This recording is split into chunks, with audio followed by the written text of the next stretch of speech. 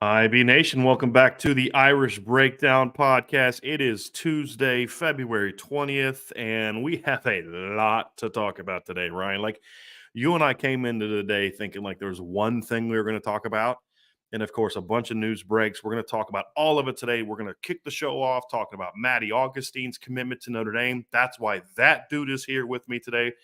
We're going to break that down. Then we're going to talk Notre Dame has finalized its coaching staff for 2024, at least the 10 main assistants. And obviously, I think there's going to be some changes from a graduate assistant standpoint. You know, Coach Ashton Derrico got a job this offseason, so there's going to be some changes there. But the 10 full-time assistants, it's set.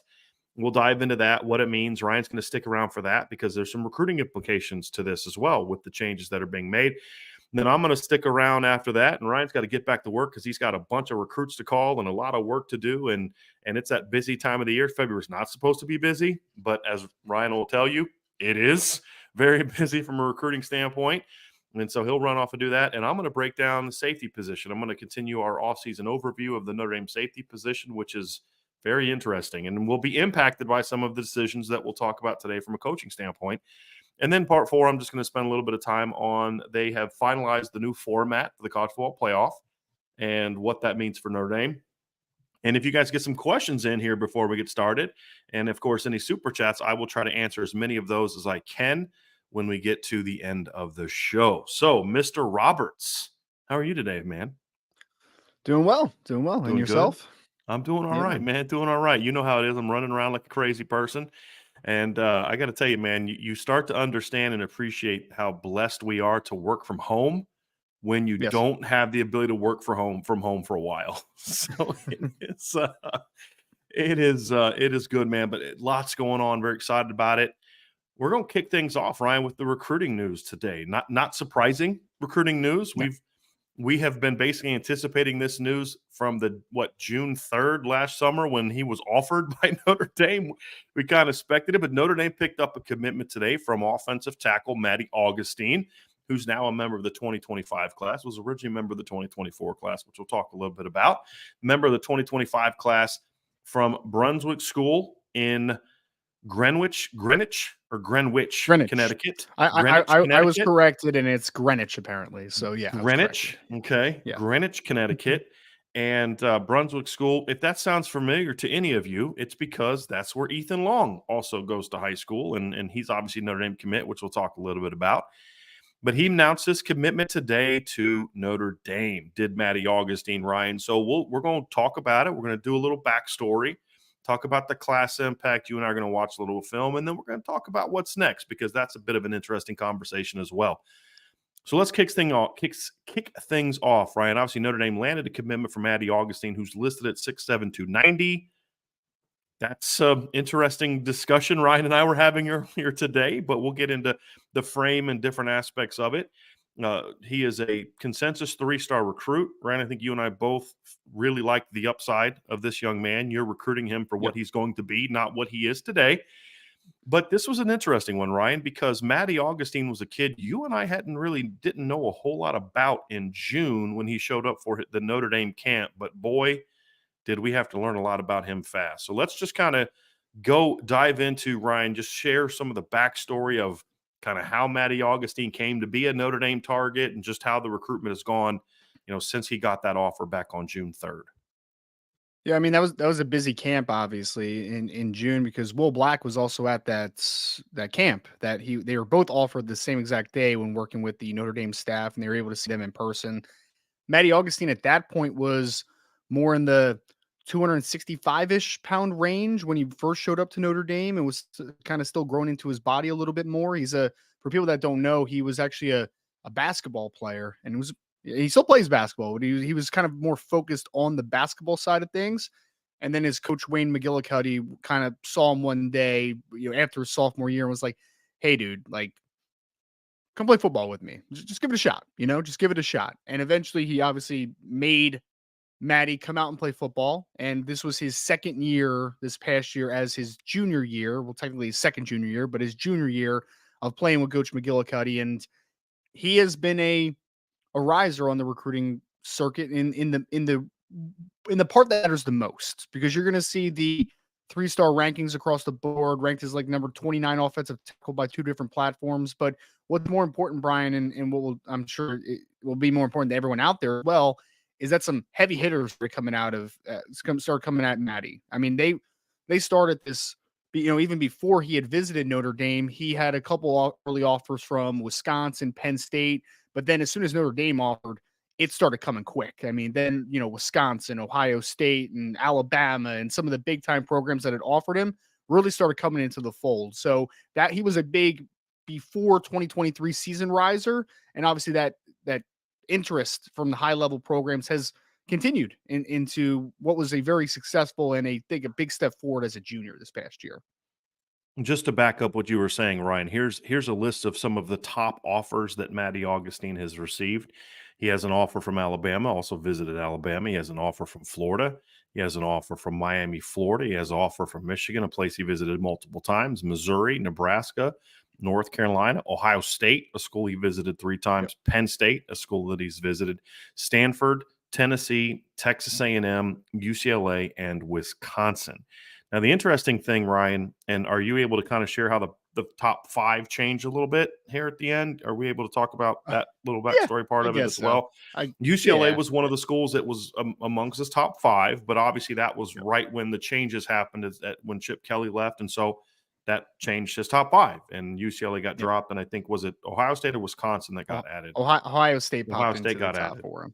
Yep. Right. So, but when you look at that offer list, Ryan, I mean, again, you're talking about heavy hitters. You're, just Ohio State, Penn State, Michigan, Bama, North Carolina, Tennessee, Texas A&M, Wisconsin. So to your point, those offers don't match the recruiting ranking, although I wouldn't necessarily, like, a lot of times we have no problem criticizing recruiting rankings at Irish Breakdown. None. We're going to give our opinion. This isn't one that I necessarily say, oh, you guys are nuts for where he's ranked now. But he is the epitome of why we have the upside grade at Irish Breakdown. Because that's a lot about it, is because schools are looking at him and they're saying exactly what you're saying. A kid that hasn't played football for very long with lots of tools, and that's why you're seeing all these people go after him, Ryan. But through all the offers, the visits, like I said, he's been to Bama, he's been to Ohio State, he's been to Michigan, he's been all over the country, a lot like Owen Strebig. There was never really much doubt about where this recruitment was going to end, however. Right. Well, I think that any doubt that there was ended, especially when Ethan Long committed to Notre Dame in January. Because for people that don't know, like, yes, they're teammates at Brunswick School, but it goes a lot deeper than that. Like, they are, I think we throw out like, oh, they're really good friends, they're best friends too often. Like, literally, though, they are very, very good friends. Like, they are best friends. And I think when Ethan ended up committing to Notre Dame, it was only a matter of time before the process ended for Maddie, because Maddie has not only a great relationship with Ethan, he's had a good relationship with Joe Rudolph throughout the recruiting process. He has a great relationship with Owen Strebig. He has a great relationship with Will Black.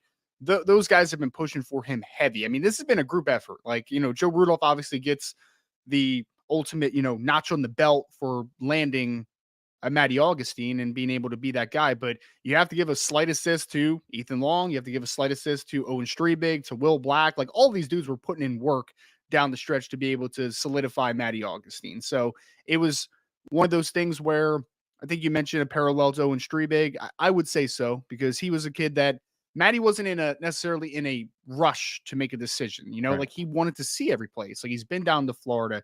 He's been out west a little bit. He's been obviously to all the Midwest powers and some of the big schools that were going after him. So he did his due diligence. He made his visits.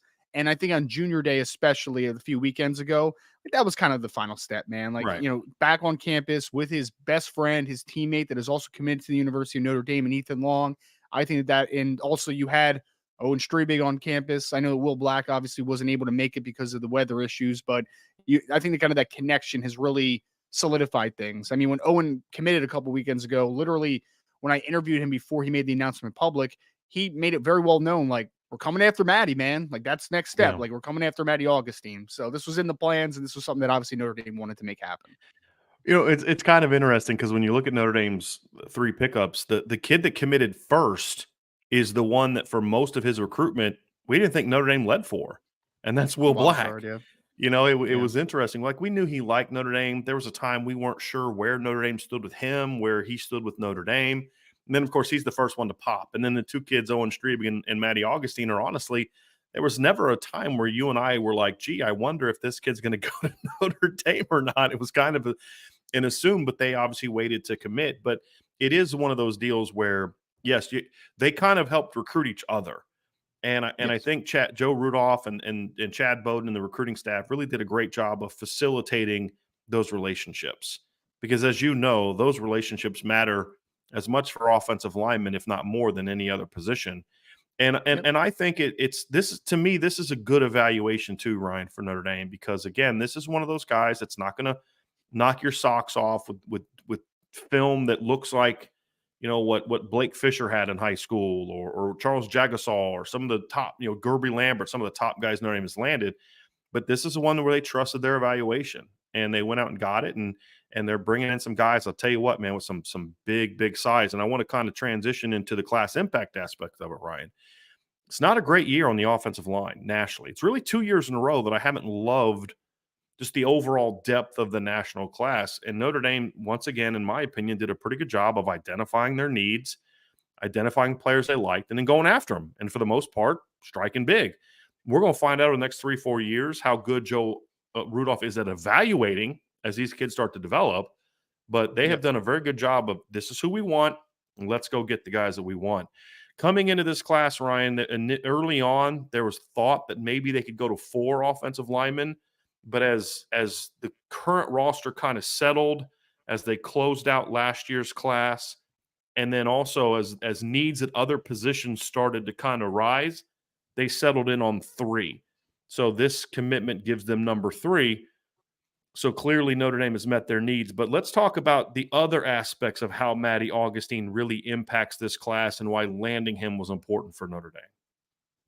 Yeah, well, I think that you have seen a big trend in 2025 class, and I actually was just writing an article about this before we got on. Like, I think that after the 2024 class, Brian, you're left kind of curious on what Joe Rudolph is searching for at the University of Notre Dame, right? Like, what's his type? What is he looking for? What traits are going to be similar? What things is he going to value heavily? And because 2024 was not a great year to find that out. I mean, literally the only person that he added to the board was Anthony Knapp. Like, that was a guy that he really liked when he was at Right. Virginia Tech. Otherwise, they were already in a good spot with Gerby Lambert. They already had a commitment from Peter Jones. They already were in a good spot with Styles Prescott when Coach Heastan had left. Like, literally, your board was already pretty much set. It was just he decided, let's add Anthony Knapp instead of going after like Caleb Brewer, for instance. Like, that's kind of the change in the board. But so that's only a one-person sample size. So, like, it's a 6'4.5", 270-pound, really quick offensive lineman. Is that what he's going, the standard? Is that what he wants to look for? Guys that are developmental upside type of dudes? I mean, who knows? But 2025, I think, has added a lot of process of like understanding what are you truly looking for in this class. And I think similarly to Coach Heastand, out of the 3 offensive linemen now that have committed to Notre Dame, Will Black, Maddie Augustine, and Owen Streebig, all 3 of them are listed at least 6'7". All 3 of them are listed at least 290 pounds, right? So they are big framed offensive tackle types. So clearly, Coach Rudolph is valuing that similar to what Harry Heastan did. He likes to tackle bodies and trying to figure out, are they going to develop inside? Because the big thing is that when you have those big bodies, those big frames, the developmental upside is on the table, right? Like adding weight to frames, getting it more explosiveness into frames. Like, you can do a lot more when you're talking about bigger, longer athletes. And that's what he clearly has found. I mean, again, 6'7" plus each, 290 plus pounds each listed, by, there are certain circuits or whatever. And I would also say this is that the thing I do really like about it is you mentioned how good of a evaluator is Coach Rudolph, to be determined. We'll see what he is. But ultimately, 3 of those 4 kids I just named, including Anthony Knapp in the 2024 class, was people that had camped at the school that Coach Rudolph was at, and he saw them in person and was like, Yes, that's a guy. The only one that wasn't was Owen Strebig. Like Owen Strebig had been offered before he ever came to Notre Dame. The other three, though, were offered after seeing them camp at the prospective school and seeing what they bring to the table. So in all three guys, you have size, you have offensive tackle types, and I think you have three guys also that bring a pretty nice level of physicality, right? And I think that also, when you're trying to make it fit, I think Will Black could play inside. I think Maddie Augustine could play inside. I think that you have a little versatility what you're aiming for, because clearly Coach Rudolph is looking for size, athleticism, and offensive tackle types that could potentially move all over the place a little bit. Ryan, I know Owen Strebig was offered well before the lineman camp, but didn't he still go to it though? If I remember correctly, didn't he still I compete in I, the th- lineman camp? I think he may have camped one time, but I remember he was offered like a week or two Yeah, after the pot of gold, so he was offered very right. early on. Right, Yep. but my question was, even though the offers were a product, as you mentioned, of Will Black and Maddie Augustine, I still believe that he still got to see Owen Strebig in person. He And may have. again, if he didn't like what he saw, he could have easily moved Could have on, passed. right, to somebody Right. else, right? So I think Yep. that evaluation was important to your point. And yes, you're recruiting a lot of tackles, but look, you got to play guards and center in college football. And I think at least two of these guys, in my opinion, Ryan, have a chance to play guard if the need is there. Yep. Maddie Augustine is, I know from talking to you earlier, you and I agree, Maddie Augustine is one of those guys that you Yep. also believe has some positional flexibility to his game as well, Ryan, correct? Yeah, yeah. Him and Will Black are probably the two most likely. If you have to ask me which one of the guys could potentially move into guard, those are the two most likely, because I think when I watch Owen, I'm just like, he's got 34.5-inch arms, man. Like, he is long as heck. I just don't really like moving guys that long inside. I mean, but when we're talking about Maddie Augustine and Will Black, I mean, Maddie reports a 33 3/4 inch arm, which is very good length still. I mean, it's still good length. It's good enough to play offensive tackle, but it's not vines that like an Owen Strebig has, where it's like at some point you have to talk about winning the leverage battle consistently. And sometimes longer arms inside can hurt your ability to establish leverage at times, because they're talking about a lot of moving parts and a lot of length that kind of has to get enacted in those instances, right? So I think he brings that upside. I think Will also has good length, but I don't think that he's nearly as long as what like Owen is, for instance. So I think that those two are guys that, if they're both 290 plus right now, they're both going to be well over 300 pounds comfortably. I mean, they're going to be like 315, 320 probably, and still playing pretty comfortably if they do want to move inside the guard. So when you look at the class impact, Ryan met their needs numbers wise, landed the tackle types, the body types that we think that they're looking for, and of course landed some players with enough versatility to shift inside the guard. No, I don't see any. I mean, I think they're not centers in my opinion. These guys are centers. This is more of a guard situation. I also wonder, Ryan, what you think. I have my opinions on this, and I want to get yours. Is what you think of what does this offensive line class now that it's most likely complete. We'll talk about that in a little bit. What does it say Yep. about the type of demeanor, the type of style of play, in your Mm-hmm. opinion, that Joe Rudolph's looking for? Because as you mentioned, there's really four kids that we know for a fact Joe Rudolph would have pursued on his own. Now, I think he still would have gone after Peter Jones. I think he still would have gone after Styles Prescott. I think he still would have gone after Gerby Lambert. But we Sure. don't know that because they were, like as you mentioned, you broke it down. Those guys were already on the board. It was about Yep. finish the job. Anthony Knapp, Will Black, Owen Strebig, Maddie Augustine. Are there any patterns Yep. that you see? Are there any uh, evaluations that you see from those four players that say we know this about the type of player, not so much length and body type and things like that, but how they play the game? These are the things that Yep. we can now look at and say we're noticing some patterns here on Joe Rudolph. For all the, I mean, Anthony Knapp looks way different. If you stand him in a line and take a picture of him as a group photo of the four O-line recruits that are all Joe Rudolph, Anthony Knapp's going to look a whole lot different than the other three kids, Right. correct? I mean, Yeah. but there are still some similarities. Let's talk a little bit about that too, Yep. Ryan, about what Maddie Augustine and the rest of this class say about what Joe Rudolph is looking for from a style of play standpoint with his linemen. I mean, all those offensive linemen come from run heavy teams, right? So I think there is a level of physicality that each bring to the table. Although each of them are Like I would say Owen is very high waisted. I would say that Maddie's deep, pretty high waisted. I actually don't think Will's super high waisted. Like I think he's got a little bit of a longer torso. But I mean, overall though, they are players that have been used to getting vertical and creating a lot of movement at the point of attack and in a lot of different scenarios as well. Like each player I've seen them on film run inside in some inside zone. I've seen them just be pure base blocker and be able to, just move the line of scrimmage in their favor. I've seen them on the move. They come from very run heavy systems where physicality is a part of the game. Absolutely. I mean, I would say that out of the three, in my opinion, of Maddie Augustine, Will Black, and Owen Strebig, I think Maddie has the most easy transition as a run blocker on the next level because although I think that he plays a little bit too high and he needs to get his center of gravity down and play with better pad level, that dude's got some incredibly strong hips, man, which we'll talk about, right? Like he is able to really displace gaps because he is physically just put together and strong. Like he's got some really good core strength.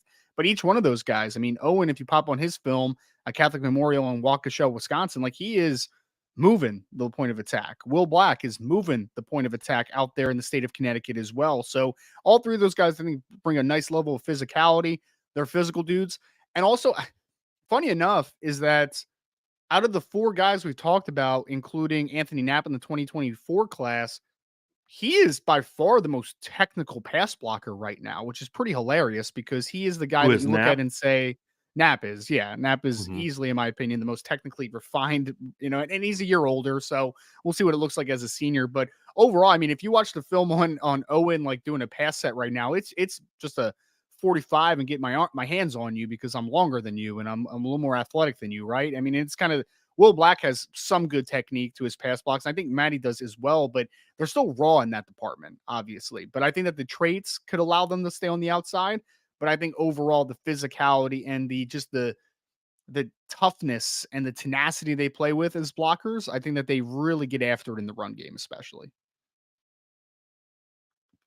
I think that's probably the most encouraging thing we've seen, Ryan, because one of the questions that I had about Joe Rudolph's first offensive line was it wasn't a physically dominant enough group, right? I mean, that was kind of a question is there just were times you're like, you're just kind of getting whooped to that's what, and I'll say this about Maddie Augustine, and we'll dive into this a little bit more when we get into the film room.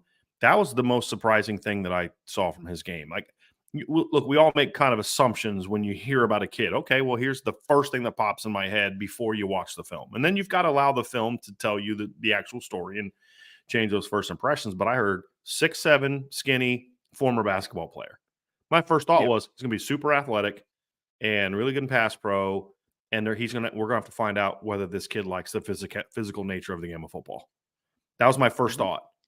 Took me about 2 clips in to be like, "Nah, not worried about that anymore." Even if a Yeah. sophomore film, he was much skinnier. This kid was always willing to get after it and mix it up. And then as he put on Yep. weight as a junior, you saw that even more. And of course, Will Black, that's what Will Black's game is all about as well. So that was an encouraging thing that he's not just looking for long guys that can move well, which I think clearly they are, but that demeanor is important because Yep. you need that at Notre Dame. I mean, I don't care what you Absolutely.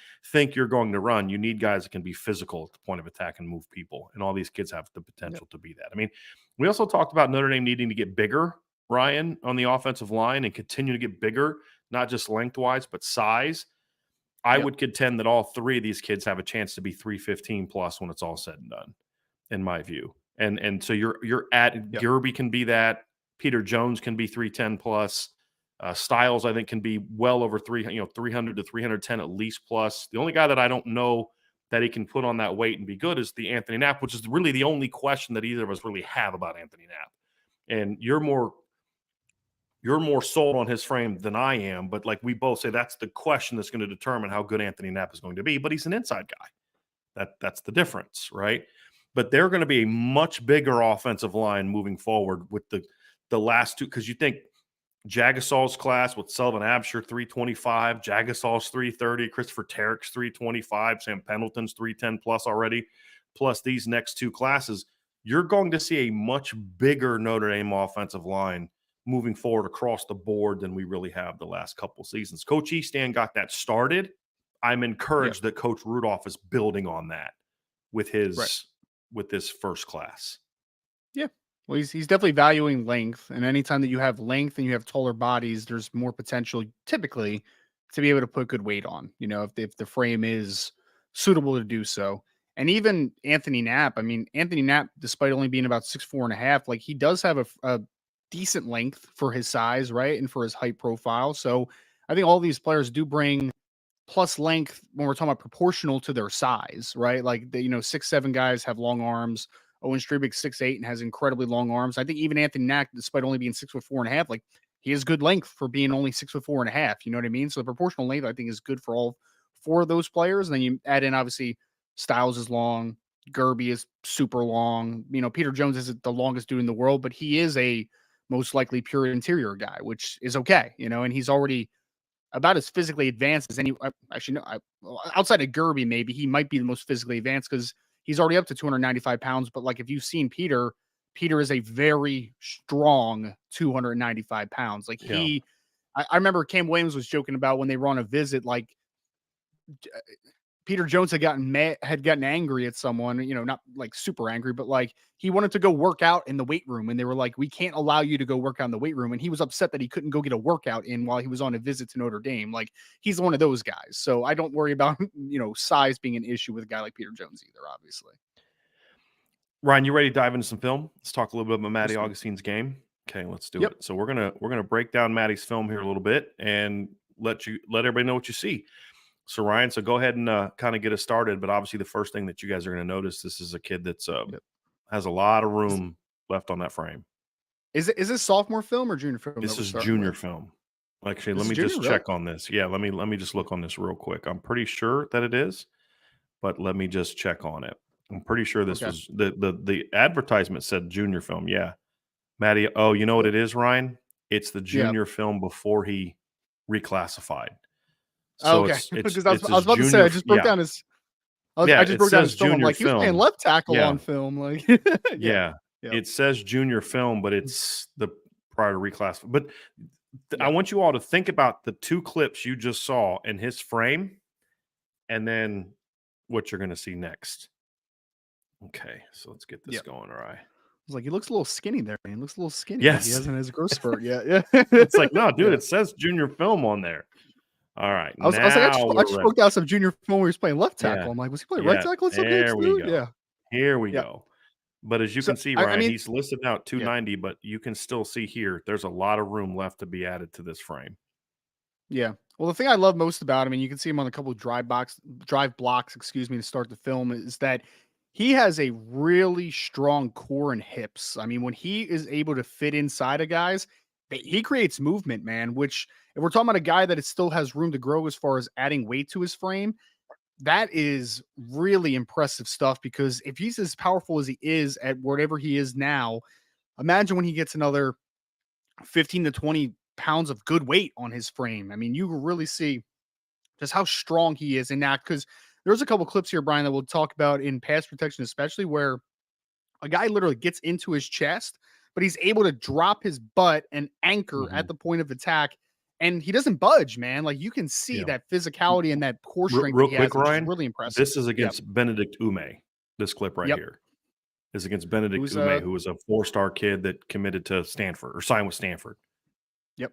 And he makes him look like he's just an average player against him, a guy that's Mhm. not able to move at the point of attack. I mean, his strength was one of the biggest things that I love to see because I thought he played hard as a sophomore and physically as a sophomore, but I didn't think that he was nearly as powerful, obviously, as what he was as in 2023. So this one right here is the one I was talking about where he just kind of digs his heels in the ground and gets his butt down and gets and locks that out right there. Like you can see that there is some legit anchor and core strength right there where he's going to be able to handle some power based rusher because he is very strong in his hips and his core.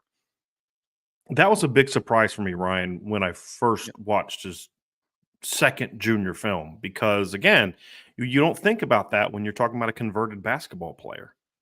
I Yep. mean, that's just not something that you think about. But, yes, he's a naturally, really naturally powerful kid.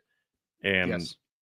the other thing too is, Ryan, I was happy that when he put on the weight this offseason that he still maintained good athleticism.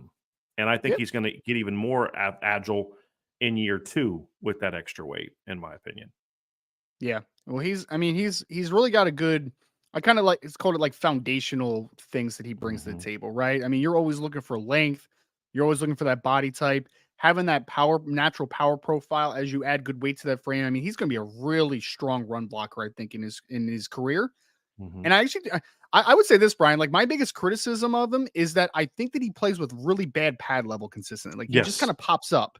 Yeah. But there's some guys that I watch and I say his pad level stinks because he has no bends and he has no flexibility in his lower half. I don't Right. think that about Maddie. I Agree. think Maddie Right. just literally needs to get coached up on It's how to technical. maintain better pad level consistently. Because I do see some reps where he redirects in space. I mentioned the rep already where he's able to drop his anchor. Like it's hard for guys to drop anchor when they are just tight and they don't have any flexibility in their Hmm. lower half. I do think he has that.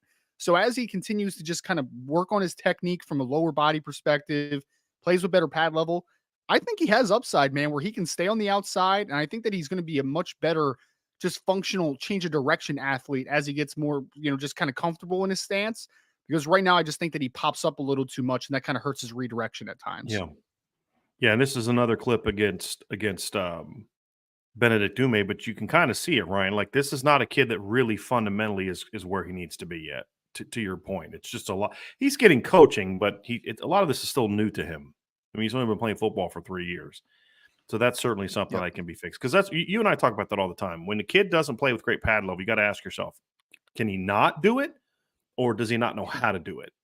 And that's something you Yep. have to value. And it can be a little harder when you're talking about high school kids than when you get to college. When you're talking about the NFL draft, because usually by the Yep. NFL draft, kids know enough to know how to play with, to bend their knees. They've been taught to a degree to bend their knees.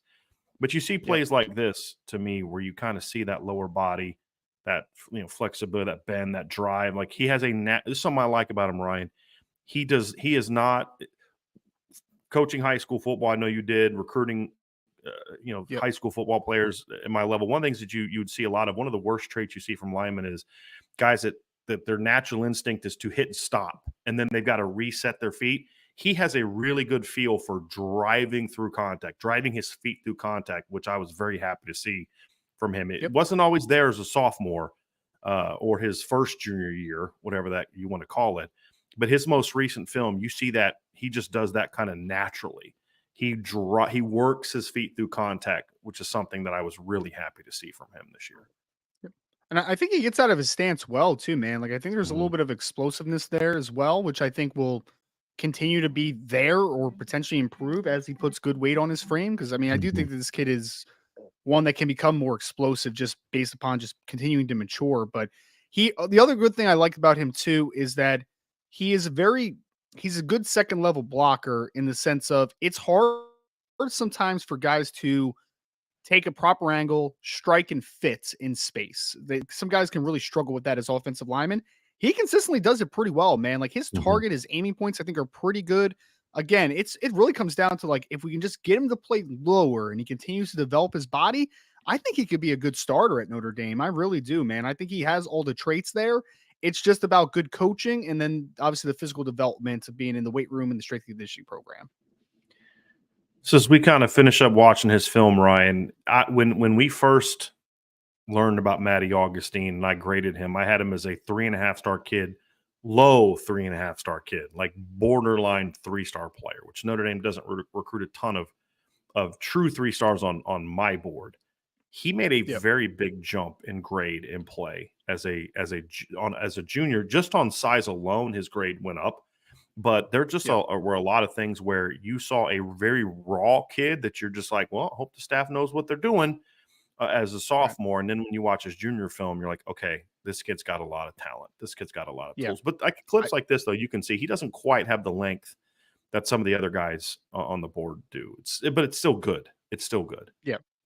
Yeah, I mean, it's still plus because I mean, again, like Hmm. we'll see how verified that number is, but he is apparently measured in a camp at 33 and 3/4, which is a pretty good number. Hmm. It's not Right. Owen Streebig, but it's good. It's a Right. good number, which I think has the opportunity to play on the outside. But ultimately, I would echo the same thing as I think anybody that remembers when he was offered, I was just kind of like, he's only a sophomore, so I'm not going to have a Hmm. harsh judgment, obviously. But I didn't love it. I didn't love his sophomore film. His junior film, I was very pleasantly surprised with. I saw a huge jump. I saw maturation. I saw comfort. I saw him much more controlled as well. Like sophomore year, I thought he was just kind of out of control, flailing a little bit. Arms were kind of going everywhere. Like this one, he was much more. You could Looked see like he he was a didn't lot really know how to play comfortable in football his own yet, skin.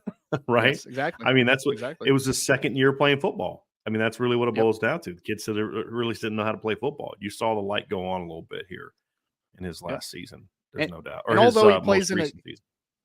And although he plays in a good Connecticut league, obviously, he plays against a lot of the Catholic schools up in Connecticut. He is still, you can tell, he doesn't really have to play with the best technique at times because he's just bigger and stronger than everybody. Mhm. I mean, if we're being honest with ourselves, like he is. So I think when he gets good coaching and he gets to be able to be around players every day that are as good as him, I think that's where you're Mhm. going to see a big jump because then at that point, it's going to be a little bit of sink or swim. You know, you're going to have to kind of, you have to really buy into the teaching, which again, I would assume that he's going to be, I mean, because I don't know if anybody heard his commitment earlier, but he is a very well spoken and very Yeah, just good kid. Like you can hear it, like he is yeah, he understands that type of stuff, which I think is very going to be very important. But when he has to really go against guys that are as good as him every single day, I think he could also take a massive jump. yeah. It'll go one or the other, Ryan. And there's nothing about this young man that I mean, you know this when your kids transition to college and they're starting to play guys that are kind of as good or better than they are, they're gonna go one or two directions. I mean, that's just how it goes. And anything you know about this kid, you've gotten to know him personally through the recruiting process. For me, it's been more of talking to people about him. I don't think that's going to be a question for this kid as far as kind of what he's going to be. He's going to, Yeah. I think you're correct. He's going to respond well to that daily push, in my opinion. Yes.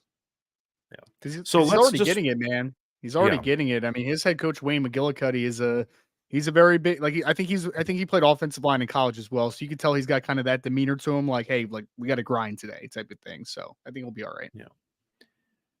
So let's talk a little bit about what's next, Ryan, because I think this is something that's still a little bit up in the air, but let's just discuss where things stand right now. Obviously, there's a lot of talk about another offensive lineman joining this class for a while, but Maddie Augustine has taken that third spot. Just let's briefly wrap this up with just a look at where Notre Dame goes from here when it comes to offensive line recruiting. Yeah, I mean, it's so the question has always been, does Notre Dame go to 4? And the fourth guy that's been on everyone's mind, and I get it, he's very talented, is Eureka, Missouri offensive tackle Jack Lang, who is 6'8", 275 pounds. He, out of the 4 guys, the 3 committed in the class and him included as a target, the most natural left tackle prospect of the 4, a guy that really has those movement skills and that length that he brings to the table that is super interesting. And I remember when he came to the junior day a few weekends ago, coming out of it, there was a lot of optimism for, Jack Lang's place in the class. But as you've mentioned before, Brian, and just to reiterate it, as of now, we anticipate the number being 3. And Mhm. with Maddie Augustine committing in the class, that is your third offensive lineman because they are trying to save scholarships for a couple different positions. They want a third corner in the class, which we've talked about a ton. They want a third safety potentially in the class. They want a fourth receiver in the class in 2025. So at some point, you have to make limits. You have to allocate offers to certain spots, and that's going to take offers away at some point. So Mhm. could the number change to 4 at some point in the future? It's always possible. We know in Mhm. the world of transfer portal and just the chaos of college football, whether it's an injury or it's a transfer or anything in between, numbers can change very quickly. They really can. So can Notre Dame push it to 4 at some point? Possible. We'll see what happens. But as of today, we anticipate it being number 3. It doesn't mean that they're not in a good spot with Jack Lang. Jack Lang Right. still anticipates he put him in his top 6. He's still planning to take a visit this offseason to Notre Dame again.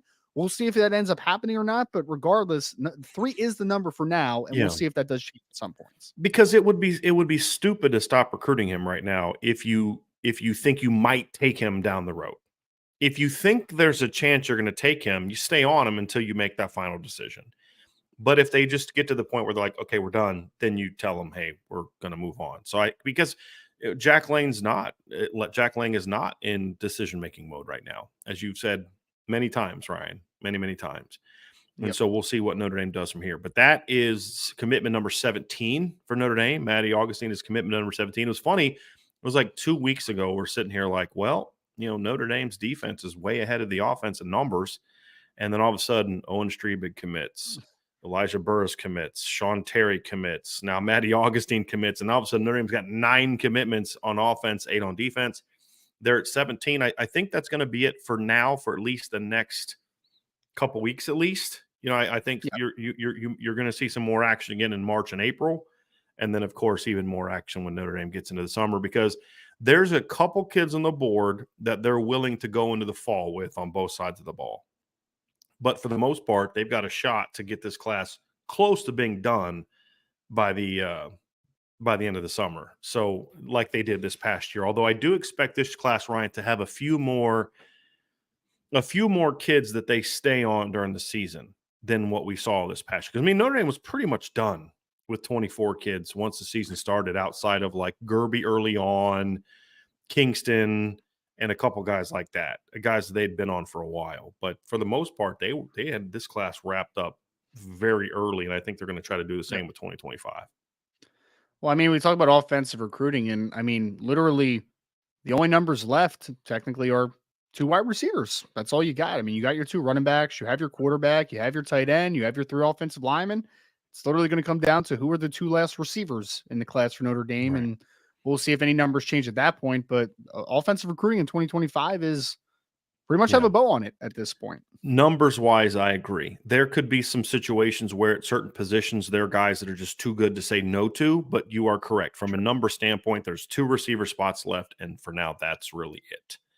And so we'll see how they fill this class out.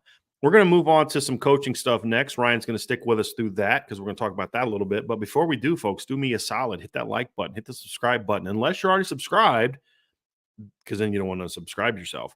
Share this podcast with your friends and family. Give us a 5-star review if you're listening via podcast platform like Spotify, which is the podcast platform that we love to be partnered with at Irish Breakdown. And if you have not done so, and some of you have not, sign up for the message board at boards.irishbreakdown.com.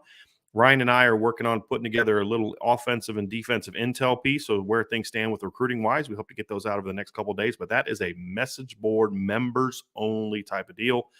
You're going to check that out. We spent, probably about 30 minutes on the phone today, Ryan, going back and forth on different things, where things stand. So it's very interesting. It's February, and it's like Ryan just kind of said at one point in time in the conversation, like, dude, there's not a whole lot of spots left as far as like guys that we don't know about right now. So it's going to be very interesting. We'll have some of that stuff going on. And you're probably over the next 3-4 months going to start to see us put out a lot more 2020. Ryan put out a lot more 2026 recruiting stuff, because it, like offensive line, for the last couple months, we've seen offers starting to go out with some of the 2026 kids. So we'll get a sense of where that stands as well. So we'll get on to that topic and plenty others on the message board. Next, we're going to talk about the coaching changes and the coaching staff being finalized in Notre Dame. Ryan, part 2 of today's show, we're going to talk about Notre Dame has finalized their coaching staff. It hasn't really been that chaotic of an offseason when it comes to the Notre Dame coaching staff. They had that brief period at the end of the season. You fired Chancey Stuckey. The replacement for him was kind of made obvious right away. It was going to be Mike Brown. We didn't have a chance to spend much time talking about candidates because it was right away. It was Mike Brown. Offensive coordinator transition once Jared Parker left for the Troy job. Really came down to 2 guys. It was Kirby Moore initially. Then, of course, Mike Denbrock got back into the picture. That's the move that was made. It was a great move. And then things kind of stayed quiet. You had Chad Bowden re-signing, which was huge for Notre Dame to keep him, turning Michigan down to become their GM to stay at Notre Dame. Outside of that, not a lot of changes until last week when Chris O'Leary decided he was going to leave for the NFL.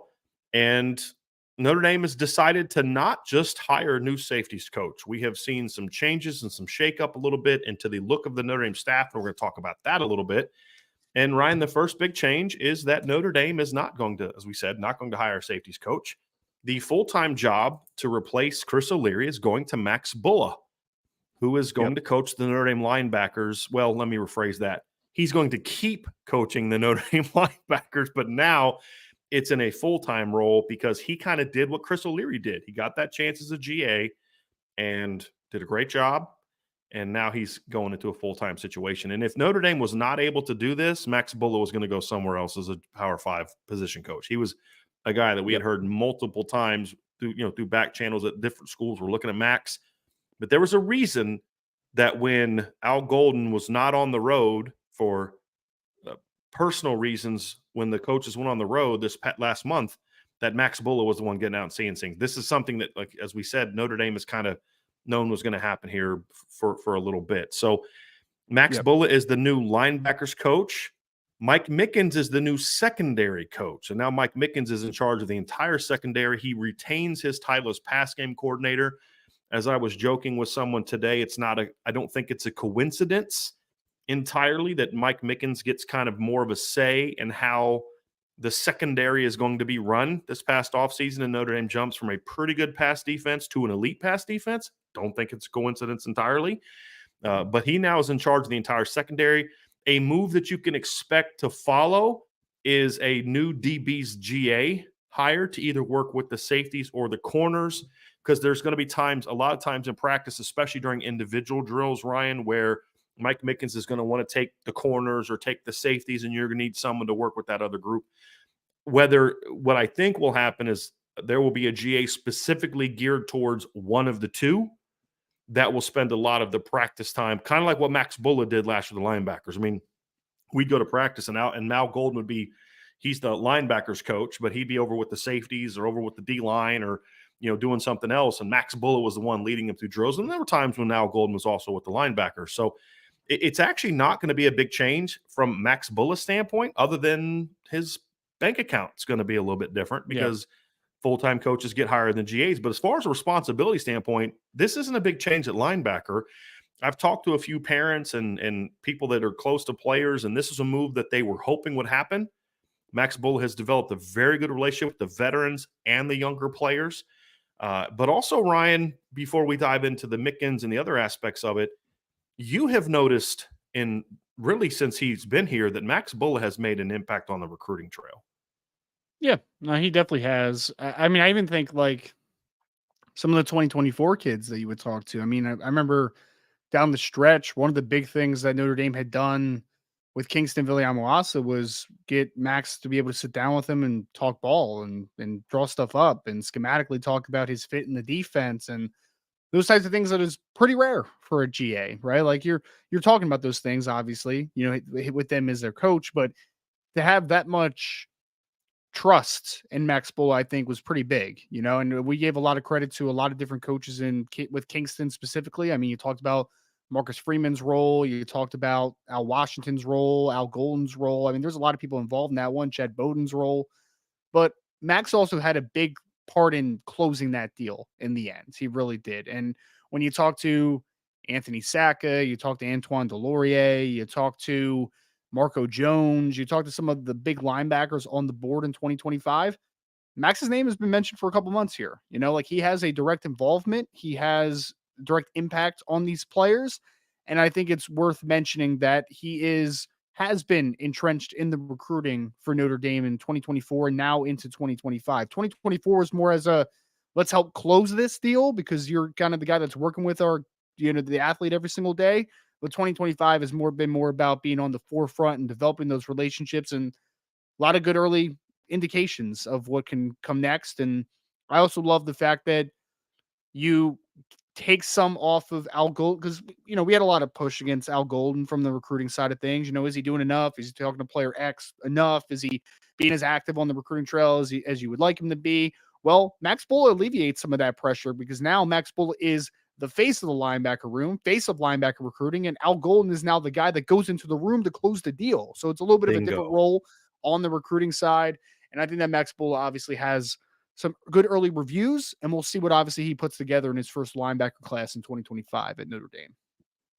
I think that's a smart move by Marcus Freeman, in my opinion, and then being implemented by Chad Bowden. Because look, you love what Marcus Freeman is very high on the job that Al Golden has done as defensive coordinator in 2 years. If he wasn't, trust me, he would have made the move. But they also realize that Al Golden doesn't have that drive to be the grinder on the trail that Marcus Freeman is. I mean, they're from different generations. I think Al Golden's in his 50s now. Marcus Freeman's 37, 38 years old. It's just a different era. But Al Golden is also a very personable guy that is very good at selling Notre Dame. And so what Marcus Freeman decided is we can either bang our heads up against the wall to try to get Al Golden something that he doesn't necessarily want to do, which means you're not going to be as good at it, or we can change how we go about this thing. So that's when you start to see Max Bulla getting more involved in some of the day-to-day, because he is a younger guy. He's a grinder. He's trying to prove himself as a recruiter. Chad Bowden being heavily involved with those things, Marcus Freeman being heavily involved with those things. And then Al Golden's job is you're one of our secret weapons, right? We bring you in when kids are on campus. You sit down and talk ball with them. You show them their role in their defense. And that's something that Jordan Clark talked a lot about, how when he visited and how Al Golden sat him down and with Chris O'Leary and said, this is how we envision you playing in our defense, and how impactful that was in his decision to transfer to Notre Dame. And that's something you've mentioned with Kingston that Al Golden played a big role in, is showing him, here's how you fit into what we do. And so it's about, look, these are the resources we have. How do we make the most, and how do we get the best of what we have? But to your point, it's going to be a lot easier for Max Bulla to sell himself as the position coach, knowing he's now full-time. Because as a GA, there's a shelf life. And that shelf life was coming to an end after this season. Now he's the full-time coach at linebacker. Now it's like, hey, I'm going to go play for that guy, which I think is going to only make his effectiveness on the recruiting trail grow even more. And same thing with Al Golden. This is a role he's comfortable with, because Al Golden understands how important recruiting is. There's no doubt about that. Now he gets to be in a more comfortable role, and I think it's going to pay off for them. We got to see. It's interesting. Max Bulla's got a big task in front of him, Ryan. I mean, this is a very talented linebacker class, and you and I were talking about this earlier. The Noah McHales, the Marco Joneses, the Nathaniel Owusu Boatangs, you're going against the big boys for all these kids. You're not, hey, we got to beat out Michigan State for this guy. You're going after the big boys. So we're going to find out. I mean, dude's being thrown to the fire, Ryan, on the recruiting trail as the first year as a full-time coach. There's no doubt about that. He is, and it seems like he's up to the challenge. Like you said, him getting on the road, there was nothing but rave reviews. I mean, I remember when Antoine Delorier out of Rabun Gap in Georgia was offered. I mean, he talked about, that he had a conversation with Max, in the allotted time, and for like 30, 35 minutes, and been able to talk to Coach Bulla and really be able to pick his brain. And he was so complimentary of just him as a person, and not just sharing his football knowledge, but sharing where he comes from and what he's looking for and his goals and all that openness to his authenticity. I think it's going to be big. I think it really is. I mean, I think that we're going to see 2024 linebacker recruiting ended up being good, because you obviously closed on a elite player at the ends, and you identified, a early guy, I think, in Bodie Cahoon that could potentially be a very good player on the next level. You kind of, went to the traits and hoped that he developed, and he did as a senior. But I think that the process was still a little bit murky in linebacker recruiting in 2024, as far as let's make sure that we are still doing things that are going to give us a good product every single time, and not winging it. That's not the right word, but make sure that we are doing the things necessary in a day-to-day perspective to make sure that we're putting together the best possible class that we can, and we're being as consistent as possible. And I think that presence of Max Bulla will be a big plus to Notre Dame. There's a lot of big hitters on the board, like you're talking about. I mean, there's not a linebacker that Notre Dame is pushing for right now that is a lightly recruited kid. I mean, even Antoine Delorier, who's new to the recruiting process, I mean, he's got a really good offer list already. I mean, it's expanding quickly. So you're going to have to beat out Ohio State for Anthony Sacca, if that's a guy that you want. You're going to have to beat out Nebraska for Christian Jones, who was a Nebraska kid. You're going to have to beat out Oregon and USC and a lot of great schools for Marco Jones. You are going to have to go toe-to-toe with some big boys. I mean, same thing with Noah McHale and the Oregons, the Ohio States, the USCs, the Alabamas. I mean, there's some heavy hitters coming at these dudes, and Coach Bull is going to be tested quickly, and we'll see if he's able to answer the bell quickly as well. So, Ryan, just real quick on Max Bulla. Obviously, Max Bulla was a linebacker at Michigan State, where he was a long history of Bullas that played linebacker at Notre Dame. He does have Michigan State. He did have some family. I think it was a great grandfather or something like that played it, and maybe an uncle that played at Notre Dame as well. But he was an all Big Ten, two-time first team all Big Ten player. He was a third team All American in his senior season. Went on to play, I think, 4 seasons in the NFL three with the Houston Texans, and one he was on the practice squad of the Cleveland Browns for a year, and then got into coaching. His first coaching job, in fact, was as a graduate assistant at Cincinnati with Marcus Freeman. I believe that was 2019. So that's where that relationship was first established. Then Max Bulla went on the next 3 years and spent 3 seasons working at Alabama under Nick Saban. And I don't think we can dismiss enough how important that is to a guy like Max Bulla, who clearly knows linebacker because he played it. And he wasn't an elite athlete. I mean, he was, again, 2-time first-time All-Big Ten, 2-time first-team All-Big Ten player, 3rd-team All-American, had, I think it was like something like 299 career tackles, went undrafted. Why? Because he wasn't an elite athlete. He didn't have that. He wasn't like Jalen Smith. He had to know how to play the game. But knowing how to play the game as a player doesn't mean you can teach it. And I think playing 3 years under what I would argue, yes, Nick Saban is the greatest head coach of our generation, but part of that is because he's arguably the greatest defensive mind of our generation, and he's a great teacher. So I think that was an incredibly beneficial experience for Max Bulla to take, hey, I know the game, but then learning how to teach the game. And I think that helped him really make a smooth transition. Notre Dame reaped the benefits of that this season. Now he gets to learn under Al Golden. You and I talk a lot about, when you look at coaches, who are the mentors? And Max Bulla has really had, 4 that he's worked under. You had the Marcus Freeman, Luke Fickell combo at Cincinnati for a year. Now you're with Marcus Freeman and Al Golden. That's 3. And then, of course, 3 years working under Nick Saban.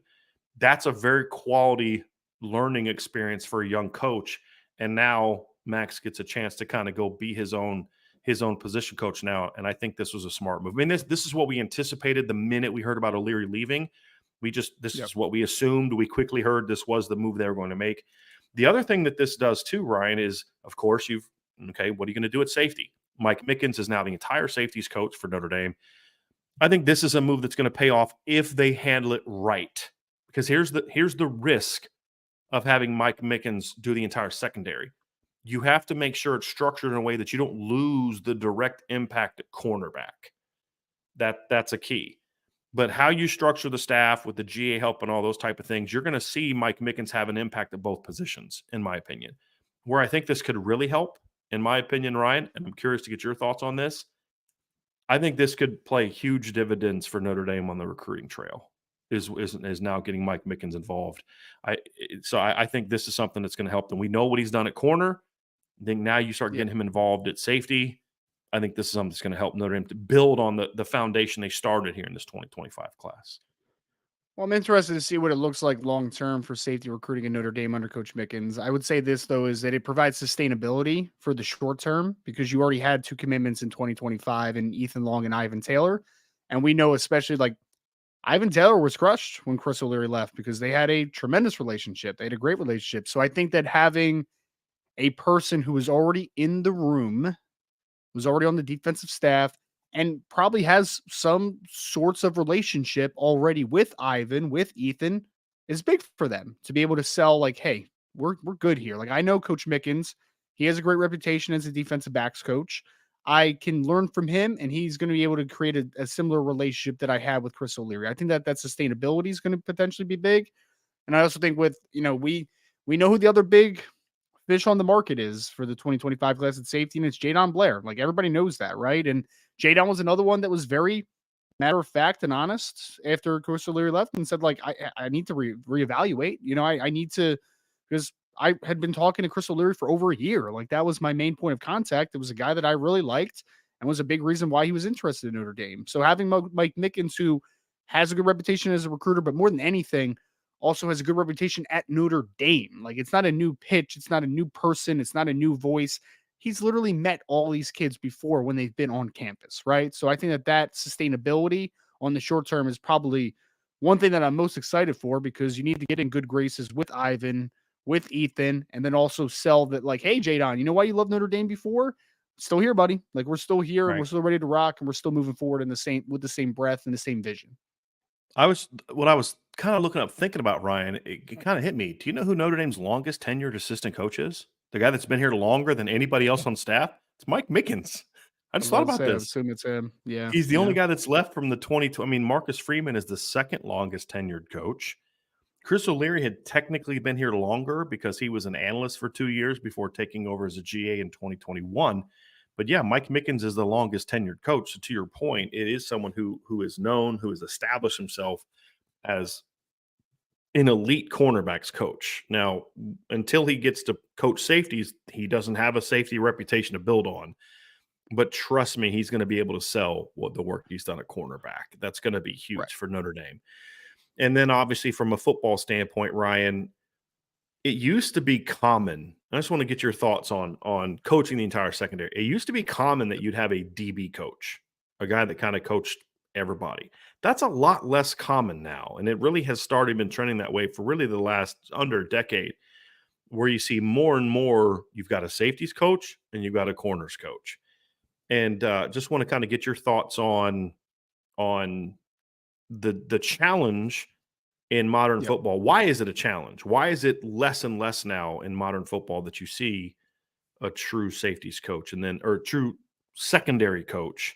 And what are Sure. some of the things that Notre Dame is going to have to do in order to be able to handle having Well, one coach doing I, both? I think I think it's the evolution of the game. It used to typically be, outside corners were outside corners, safeties were safeties, and it was kind of not as departmentalized as it is now. But you now have the nickel position, which for a team that's, Notre Dame's a 4-2-5, but we know that there's a lot of 4-2-5 nickel that's thrown in there, right? With a Right. nickel. And, coaching outside corners is completely different than coaching nickels. It's also different, obviously, than coaching safeties. So I think that Which it's Mickens a, has been the primary Nichols guy, just yep, so people know the last couple of years. But yep. but as you But were I getting think ready that to it, say, that's a lot yep. different than coaching safety.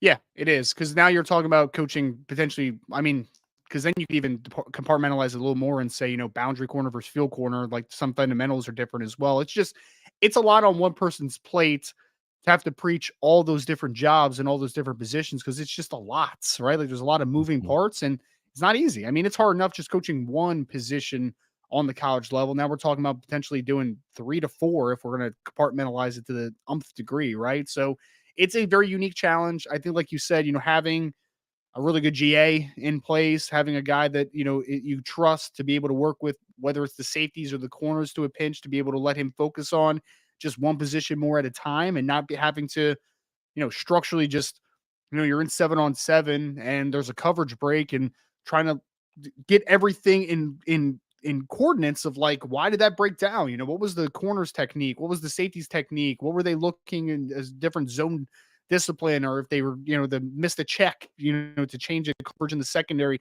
It's just a lot on someone's page. It really is. So if we're talking from a coaching perspective, I know Mike Mickens is a great corner coach. I know that he can coach outside. I know he can coach nickels. How good of a safety coach is he? I'm led to believe that he'll probably be a really good one, because he's been doing it for so long and he's seen so many different looks and worked with so many different safety coaches. I'm going to assume that he's going to be really good at it. But Right. it is a very unique and difficult challenge to have to coach everything, which is why I believe that a lot of coaches, a lot of programs have moved away from just having it be one guy, because it's not easy. It's not. It's also why it is important, Ryan, to have a good GA working back there that can help you with that. Mike Elko was the safeties coach at Notre Dame in 2017, but he had a GA that he would have coached the safeties because he then had to go, be at other positions. So that part's going to be Yep. interesting. Now, Mike Mickens was in 2023 the pass game coordinator for the defense as well. So Yep. he has already kind of been involved schematically with implementation of the entire coverage package. And as a corners coach, you have to have an understanding of what the safeties are doing. It's more so about the day-to-day coaching that position, how you structure drills and individual, how you structure meetings, how you structure film sessions, all those type of things are going to change. The other coach that this impacts, Ryan, is Al Golden, because now with the changes, now Al Golden is truly just the D coordinator now, which means he can help the safeties if the need is there. He can help the linebackers. He can help the D line.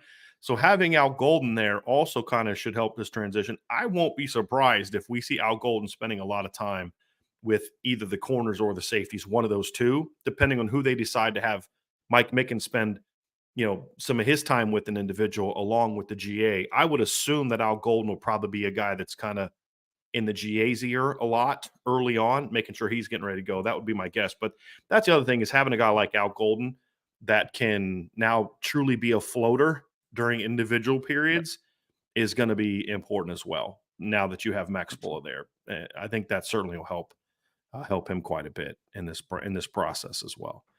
So yeah, and somebody said Al Golden can game plan more. This will have zero impact on Al Golden's ability to game plan. This is all about the in practice. Where are you spending your time in drill work? In meetings, Yep. where are you spending your time? But you're still going to be in meetings. It's just now Al Golden can be in the safety meeting room if he needs to, the D line room if he needs to. That's not about game planning. Whereas in the past, maybe he was with the linebackers more. So that's how this impacts. So it really does, even though the faces are the same, it is going to be a different looking defensive staff next year, Ryan, from a where everybody is going to be and how the staff is structured. But there's also going to be a lot of continuity as well. And I think that's Yep. important when you look at where the defense is next season. I mean, you're coming off a team that had a top 5 defense last year, right? So as much commonality, as much sustainability as you can go from one year to the next, I think is huge for the staff. And honestly, we had already seen Max Bulla have, specifically the linebacker position. We already seen him have a big hand in linebacker play this past year. I mean, Al Golden may have had the title, but he was the defensive coordinator with a GA that had a heavy parts in helping to develop the linebacker position, which I think he did a great job at. As long as Notre Dame handles the support around Mike Mickens as the secondary coach, I think we should anticipate Notre Dame being a very good defense now for the foreseeable future, as long as you can keep that staff together and keep recruiting at a high level. Absolutely. Well, that's going to do it for this part of the show, Ryan. So I wanted to thank you for joining me today. That was a very good conversation and discussion, and I know you've got some more work to do. So we'll let you go. We're gonna actually talk more about the safety position for Notre Dame next, and so we'll talk a little bit more about that. But we at least got the coaching part out of the way now. I'll focus on the players next. If you guys are not on the message board, Ryan's got a ton of stuff on the board. You've got a couple film breakdowns that you've done on Sean Terry, Maddie Augustine. Your Maddie Augustine film room is also published at Irish Breakdown, so you can find that as well. And Ryan will be tweeting that out here in a little bit. But Ryan, thanks for coming on, man. I really appreciate it. It's really, really good stuff today. Absolutely, man. See you guys all at 6:00 tonight for IB Nation Sports Talk. That's right.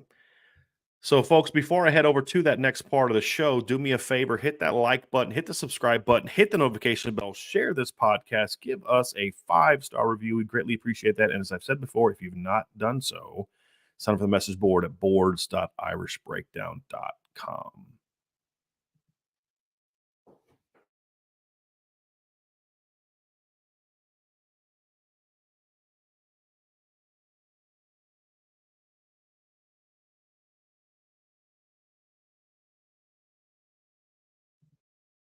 Part 3 of today's show is going to focus on our offseason overviews of the Notre Dame position groups. And today we're back to defense, and we're going to talk about the Notre Dame safety position. This is an interesting position, and obviously for a big reason of what we just talked about in the previous segment, which is Notre Dame is going to have a different position coach. We've had a lot of conversation in the last few years about Chris O'Leary's job as a recruiter, and it was often not what it needed to be.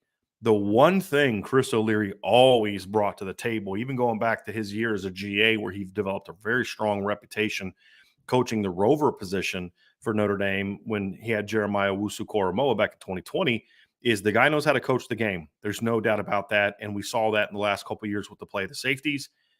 And now he is gone, and Mike Mickens now takes over for the entire secondary, and now he has a much bigger task and a much bigger responsibility coaching that entire position group. But there's also some big changes personnel-wise, which we're going to dive into. It's going to be a much, much different looking group this year from a personnel standpoint, and we'll dive into that. But the one thing that is no doubt about it, this is an incredibly important position in Al Golden's defense. With the way Notre Dame plays the game, as aggressive as they are with their linebackers, as much man coverage they play on the outside, it puts a lot of burden on the safeties from a run-stopping standpoint and a coverage standpoint. And we saw last year when the safeties had mistakes or had bad run fits, had bad technique, didn't play a route well enough, big plays happened. And so this position group, which was pretty good most of the year as a whole, obviously had one elite player, was coached well, and for the most part, your starters, you got the most out of what you could get from your starters. Now Mike Mickens is tasked with continuing the excellence we saw from Xavier Watts, but also getting a much new looking group. You're going to basically have Xavier Watts, 3 sophomores, 2 transfers, and a bunch of freshmen. So this is going to be a much different looking group for Notre Dame, and we're going to dive into that as the next part of this show. And as we always do when we talk about the position groups, is we're going to talk about what was lost, what returns, and what's new. And the first part of what we're going to discuss today is going to be what was lost. We've already talked about Chris O'Leary being gone. Notre Dame also loses a starter in DJ Brown, who played a lot of football for Notre Dame. We all have talked about over the years about DJ's limitations athletically. But I thought DJ Brown, outside of one play against Ohio State and one play against Louisville, was a pretty good player for Notre Dame this past season. Very sound, very good leader, where he needed to be, just a really quality all-around football player. Had 47 tackles, 3 pass breakups, and an interception. They also lost Ramon Henderson, who I thought was one of the more, I don't mean this disrespectfully, but one of the more disappointing players for the Notre Dame secondary. We had hoped that Ramon would kind of take that next jump as a player. I thought he regressed a little bit this year. I didn't think he was as physical as he needed to be. I didn't think he was as assertive as he needed to be. I think when you look at that 3rd and 19 play against Ohio State, just not closing on that seam route and just kind of sinking into the end zone and not squeezing down on it. If he plays that route the way that DJ Brown played the backside seam, that's an incomplete pass, and it's 4th and 19.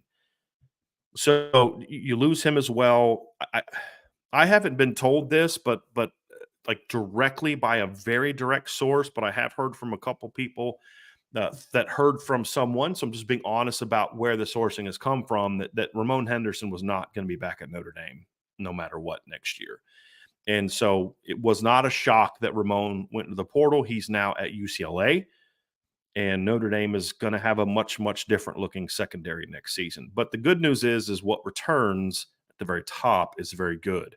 And that is Xavier Watts. Xavier Watts last season obviously had 52 tackles, 7 interceptions, 4 pass breakups, 3 tackles for loss, and was a unanimous All-American, tied for the nation lead in interceptions. He had the lead until the bowl game. There was the player that tied with him had an interception in the bowl game. And this is a big offseason for Xavier Watts. I mean, we know he was a playmaker, but he went into last season with not a lot of eyes on him from a national standpoint. There weren't a lot of eyes on him from an opposition preparation standpoint. He really started to break out middle of the season. And so now we're going to see how Notre Dame, or how Xavier Watts plays, and how Al Golden handles, and Mike Mickens as the pass game coordinator handles how Xavier Watts is used, knowing that teams are going to try to avoid him or try to look to take advantage of things. Maybe they find him to be an aggressive player in certain situations, to say, hey, let's take advantage of that because he likes to get to the ball and try to make some plays behind it. So we're going to see how opponents react to Xavier. We're going to see how Notre Dame's coaches react to how those opponents react to Xavier.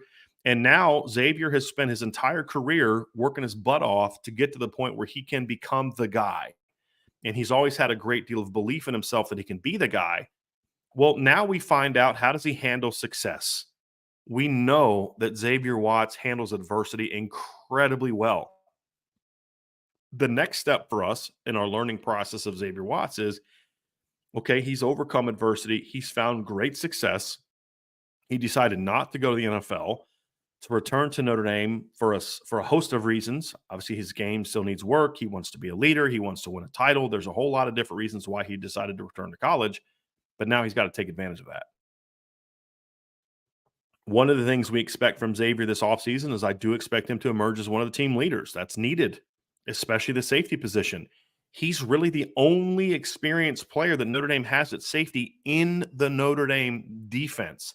The only other returners are 3 sophomores. Everybody else, there's 2 transfers, and really one of those is going to be a nickel, and then 3 incoming freshmen. So the depth chart behind Xavier Watts is a giant question mark. You cannot afford to have Xavier take a step back. You can't afford to have Xavier, not put in the same work, not have the same drive, not have the same hunger that went into him becoming what he became. I'm actually not concerned about that. just knowing Xavier, but I still think it's something that he needs to prove. Even though I'm confident he will, it still needs to be proven that he can kind of stay hungry and not get frustrated if the ball's not coming his way as much. That's the other thing. And I've talked about this with Todd Light. Todd Light, I think it was 1989. I'm going to pull this up just to make sure. Todd Light had eight interceptions and was an All-American for Notre Dame and was just a phenomenal player for them in 1989. And then he comes out in 1990, and teams don't throw at him as much. He only has 2 interceptions after having 8 the year before, but he's still an All-American. Why? Because he was still a dominant player. Teams just didn't throw at him as much.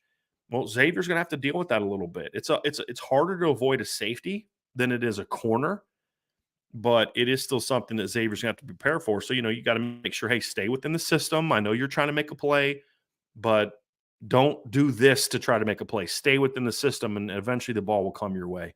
But that's a great foundation piece to build around. After Xavier, you've got the 3 sophomores, and it's a big offseason for the 3 sophomores. When we're going to kind of talk about the questions that this group has as we go, so I won't do it as we get into at the end as I have in the past. I'm going to try to talk about it within each section. Obviously, one of them was, can Xavier Watts build on last season? Not so much from a production standpoint. The thing that Xavier has to do is build on be a more consistent player from an assignment standpoint, be a more assignment correct player, be a more technically sound player, do an even better job of getting breaks on routes and being a better overall tackler and those type of things. There's parts of his game that he knows he can improve upon and continue to do that, even if the production doesn't quite match what it was last season. And so production doesn't always tell you how good your level of play is. And so we're going to see Xavier do that. And the other question is how do the sophomores develop this offseason? And this is a big question. This is going to determine how good the depth is, because one of the biggest questions that Notre Dame has at safety is not only who's going to start, but what is the depth going to look like? And Notre Dame's sophomore class is going to play a big role in that. Obviously, Don Schuler did some really good things this spring. He's got to find a level of consistency as well as a young player. There's a lot of talent there. Talking to sources around the program, the staff really likes a lot what Adon brings to the table. Now it's just about Adon maturing as a player, getting a better grasp of the defense, becoming a more fundamentally sound player. But Adon can run and he can hit. And there's certainly an area where you can use that in the system. So I'm very curious to see what Adon does this offseason, but how he and the entire sophomore class has developed is one of the biggest questions that Notre Dame has this offseason. Ben Minnick is a player that Notre Dame has they took a little bit of a chance on when he was a sophomore, came to camp, was a guy that was relatively unknown, didn't have an overly impressive offer list. I think Indiana was the best offer he had. They loved him at camp. They took him. He went out the next year and had a great senior season. Really was an excellent player as a senior, and Notre Dame's decision to take him was great. The things I've heard about Ben is he can really run. He's one of the fastest players they have on defense. The problem that they've had with Ben is he's had multiple injuries. He was starting to come along last spring, then he breaks his hand. He's coming along in the fall, has other little nicks and dings and those type of things. And so what we have to find out from Ben is, can he stay healthy? Can he stay on the field the entire time? And if he can, then he's going to have a chance to be a player for Notre Dame, because he's probably your fastest safety from what I've been told, talking to different sources. And then there's the wild card at safety. I believe he's a wild card. Currently not a scholarship player. I won't be shocked if that changes at some point in time, and that's Luke Talich. Now, Luke obviously had a shoulder injury this offseason. He is still working back from that. I've been told, now I don't know how accurate this is, but I've been told that Luke is going to be back for the spring to some degree, so he's not going to miss the spring, which is huge. But this is a kid that is completely different than everybody else at the position. Xavier's just a shade under 6 feet tall. Adon's about 6 feet tall. Ben's a shade under 6 feet tall. Luke is almost 6'4". I mean, he's a 6'3" plus kid for sure, and a guy that's a great story. And we hear walk on, you think, under recruited kid, came out of nowhere. No, this is a kid that turned down scholarship offers from Utah and Washington State to come to Notre Dame. The thought was always, and I'll be honest, I was one of the ones that kind of thought that, is that he would come, put on a lot of weight, and end up becoming a linebacker. but he stayed at safety. And honestly, this year, one of the more I shouldn't say surprising that it was going to happen, but I am surprised it happened as quickly as it did. Is Luke became a regular on special teams as a true freshman, and was a guy that didn't play a ton on defense this year. Only played 6 snaps on defense this year, but he played a lot of snaps on special teams this season. Played 66 different snaps. He had 47 snaps on kick coverage, 19 snaps on punt return. So this is a kid that was a starter on multiple special team units for Notre Dame and that was before he got hurt. That was up through Clemson. He got hurt and then missed the next 3 games. So he was on pace, to get close to 100 snaps. When you look at the snaps he had in the 3 previous games, USC, Pitt, Clemson, he had played 9, 14, and 9 snaps on special teams. That's an average of over 10 a game. Next 3 games, he would have been close to right at 100 snaps as a true freshman on the Notre Dame special teams. Long kid, rangy kid, has speed. He can hit.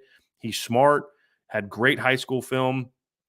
And so he's a guy that I think has a chance to be a really good player for Notre Dame. Somebody's asking, Brian, I thought Minich was the fastest safety. That's literally what I said. I said that he was that I've been told he's the fastest safety. So yes, Minich is what I've been told is the fastest safety Notre Dame has. Luke Talich is the most rangy safety that Notre Dame has. He's the longest. He's tall. He's 6'3". He can run. He's obviously a kid that can strike. He's up to over 210 pounds now, from what I'm told. So he's a guy to keep an eye on because, again, we look at him as a walk-on, but he was never really recruited to be a walk-on. He was recruited a guy that was treated like from a how you're going to use him standpoint. He was recruited as a walk-on, but a guy that they thought was, they looked at him as like they looked at the other guys from a talent standpoint. So he's going to get a chance to come into Notre Dame and compete, and that's exactly what he did. He played a ton of special teams for Notre Dame this season. And he was a guy that was a more of a regular on the special teams than the other safeties. He was more of a regular on the special teams than Adon Schuler. He was more of a regular on special teams than other guys. Now, Adon played more snaps on defense, and Ben played more snaps on defense, partly because, Luke Talich got hurt. Adon played 52 snaps on defense this year. 25 of them were after Luke got hurt because they had some blowouts. And then obviously Ben Minich, who played all 15 of his snaps after Luke got hurt. Ben this year played 1 snap on special teams. This is all according to Pro Football Focus. And Adon this year played 30 snaps on special teams, 23 of which came after Luke got hurt. So Luke was the guy that was getting most of the work at the safety or from the safeties as far as special teams coming into this group, which says a lot about what the Notre Dame coaching staff thinks of him. Look, there's talent there. I had Adon as a 4-star player. I had Ben. I had actually all 4 of them as 4-star players. Ben was the lowest ranked of the players in the class, but he was even still a 4-star player. And Adon is a guy that I liked a lot, but was also a guy that was even more twitchy and more explosive at Notre Dame than I thought he was coming out of high school. So that's a really good sign. So there's some talent there, but they've got to work. They've got to put in the work and they've got to step up. And we're going to find out if they can. Because again, there's talent to work with, but none of those guys are Kyle Hamilton. They're not Harrison Smith. They're not these elite athletes that can overcome not being in the right place, not being confident in your assignment, not being fundamentally sound. They're going to have a lot of work to do this offseason to develop that part of their game. And if they can, you need at least one of them to really take that big step. But the next 2 also have to take positive steps forward because they're going to be the depth. And that's where Notre Dame is going to be. Because even if we're going to get into transfers here in a second, but even if the transfer is a absolute home run pickup for Notre Dame this offseason, they're still going to need at least one guy to be part of the regular rotation because Notre Dame is going to play at least 3 safeties. So at least one of these sophomores, or they're going to have to move somebody, perhaps a Clarence Lewis. Perhaps that move finally gets made, which I could see. I could see that happening now, especially with Mike Mickens taking over the entire secondary.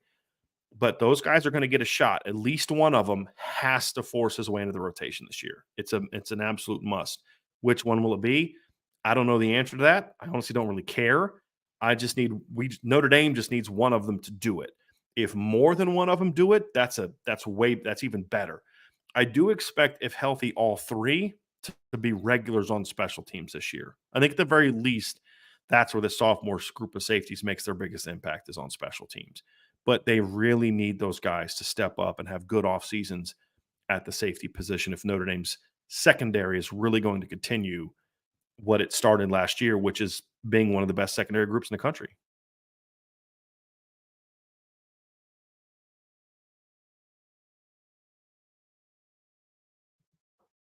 Next, let's move into what's new at safety. And this is going to be a big part of what Notre Dame is going to have. You have Jordan Clark to start off with. He's listed as a safety, but let's just get this out of the way. Jordan Clark is being recruited to play the nickel position, just like Thomas Harper was last year. The reason I'm still going to talk about him here is because Jordan has played some at safety in his career, to the point where if Notre Dame is in a pinch or if other guys don't step up, you could see a scenario in which Jordan Clark has to play a little bit more safety than you expected. I could certainly see that. And you'd rather him not do that, because that's not what you recruited him to do. You did not recruit him to play deep safety. You did not recruit him to play the alleys. You did not recruit him to do a lot of those things. You recruited him to play nickel. You have to go back to 2022. Jordan, according to Pro Football Focus, did play 114 snaps at free safety. So again, he has done it. But this past 2 seasons, he had over 560. He actually had 570 snaps as either a slot or in the box. He had 492 snaps in 2022 as a slot or in the box, which means a second level player. And outside of the 2022 season, the rest of his career, the other 4 years, he only played 14 snaps at free safety. So yes, he can do it. But if you have him do it, you're asking him to do something that's not why you brought him here. And so ideally, this is why it's so important for the younger safeties to step up, because you don't want to be in a situation where you have to play Jordan Clark as a deep safety. What you'd like to be able to do is, if there's certain situations where teams use a lot of motion against your 4-2-5 package with the nickel in the game, if you're really good at safety, what you can get yourself into is, if he's here and they want to motion across, you can just roll. You can roll one of your safeties down. You can have your other backside safety bounce out if he's playing on the second level, which Notre Dame will do a lot, and not have to get your nickel to chase, because teams want to get your nickel to chase. And if the safeties don't step up, then Jordan Clark and the other nickels are going to have to chase. If your safeties really break out, there's some coverage potential there, which could allow you to say, hey, look, roll Xavier Watts down, have him run with the nickel or him run with that motion guy, and then Jordan Clark can kind of squeeze in and play that kind of role. Maybe even if you do like a true roll, so you have a safety deep, you have the boundary safety, and the field safety's deep, you have the boundary safety, he could roll down, and then that guy can roll deep, and then Jordan Clark can roll back if you're in kind of a 2 safety look. If you're in a single high safety look, you'll keep your free down, you just rob your backside safety down in those situations. So there's a lot of things you can do, but that's only an option if your other safeties step up. Because so you can use Jordan Clark in those roles in certain situations, but you just would rather not, because he has shown himself to be at his best when he's playing in that slot position. But he can help you if the need arises. The other player, ironically, that is being recruited to play safety is Rod Hurd, who was actually a nickel at Northwestern, which he was a player that I'll be honest, when I first heard Notre Dame was looking at him, I was not pleased. I'm just going to be completely honest with you, because he was a guy that was a nickel, and I just didn't understand. I believe he was listed as a cornerback at Northwestern. And, just gut reaction, like, why are they looking at this guy? Why is he a guy that they're targeting in this class? And you didn't quite, or in this portal class, you didn't quite understand why they were doing that. Well, then you break down the film and you see very quickly that why Notre Dame was looking at him, because the way he played nickel had a lot more in common with how Notre Dame uses its when Notre Dame's in single high, how Notre Dame uses their alley safeties. A lot more in common with that than how Notre Dame used Thomas Harper and Tariq Bracy the last 2 years, and how they plan to use Jordan Clark.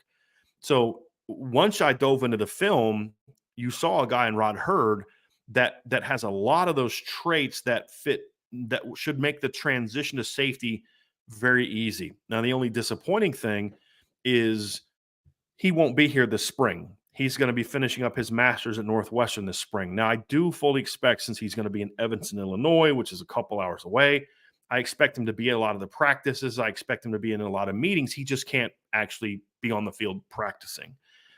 So you're going to miss some of those opportunities. But with Rod Hurd being out this spring, or not on the field this spring, that does open up rep opportunities for the younger players.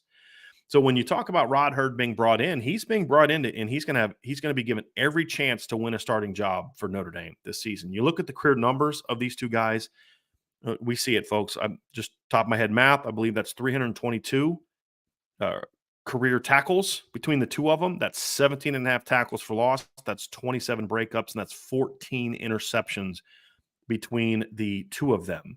And obviously, Rod Hurd, you're talking about losing your safeties, you're losing DJ Brown, you're losing Ramon Henderson, and you're replacing them with a guy that's played a lot of football and had a lot of production during his career. And so when you look at Rod Hurd, and he'll be a fifth-year senior this year, but in his previous seasons, as this number show, he's got 182 career tackles, 10 career breakups, 11 career interceptions, and 11 career tackles for loss. You look at DJ Brown, who Notre Dame just lost. DJ had 152 career tackles. He had 4 career interceptions, 8 career pass breakups, 2.5 career tackles for loss. So you're replacing DJ with a far more productive player who's faster and who's more physical. Now, DJ had a little bit more size to him lengthwise, but Rod's a pretty thick kid. So I actually think if Rod can make the transition to safety, you have a chance to be even more productive there. And you're certainly going to have a better athlete there than you had a season ago. And that's why I've said, like, listen, there's a chance that this safety position could be even better in 2024 than it was in 2023, and potentially a lot better, because number one, you're going to be more athletic. You are, especially in your starting lineup. Number two, you're going to have more experience from a depth standpoint. The younger players stepping into the lineup or competing step in the lineup are more natural football players than what Ramon Henderson was. He was a really good athlete. He had a lot of experience, but he was never showed that feel for playing the game. DJ had a great feel for playing the game, but he just lacked the athleticism to really play at a high level. Rod Hurd brings even more experience than DJ Brown, but Rod Hurd also brings with him a lot more production and a lot more athleticism. And I believe he's also a more sound tackler than what DJ was at Notre Dame. So that's something that I'm really very high on as far as what Notre Dame brings to the table at this position. And you talk about overall snaps. DJ Brown's a guy that during his career at Notre Dame, just looking at the numbers here, played 1,800 career snaps. You're bringing in a guy in Rod Hurd, and that was DJ in 5 years. You're bringing in a guy in Rod Hurd who played over 2,200 career snaps. So again, you actually have a chance to be better there. The question is how quickly can Rod Hurd pick up the defense? How quickly can Rod Hurd develop the communication skills needed to play on the back end of the defense? One of the challenges of playing safety, and this is one of the big questions that Notre Dame has to answer. One of the big challenges playing safety is not only do you have your job, hey, I'm fitting here, I've got coverage here, I've got to rob here, I've got to roll here, I've got to help over the top here, I've got to undercut this, I've got to recognize that, I've got to tackle here. You have to be someone who can communicate to everyone else around you. You've got to be able to see tells. You've got to be able to see motions. You've got to be great communicators at safety. I expect Xavier Watts to be fine at that. He was very good at that this past season. I expect him to continue to be there.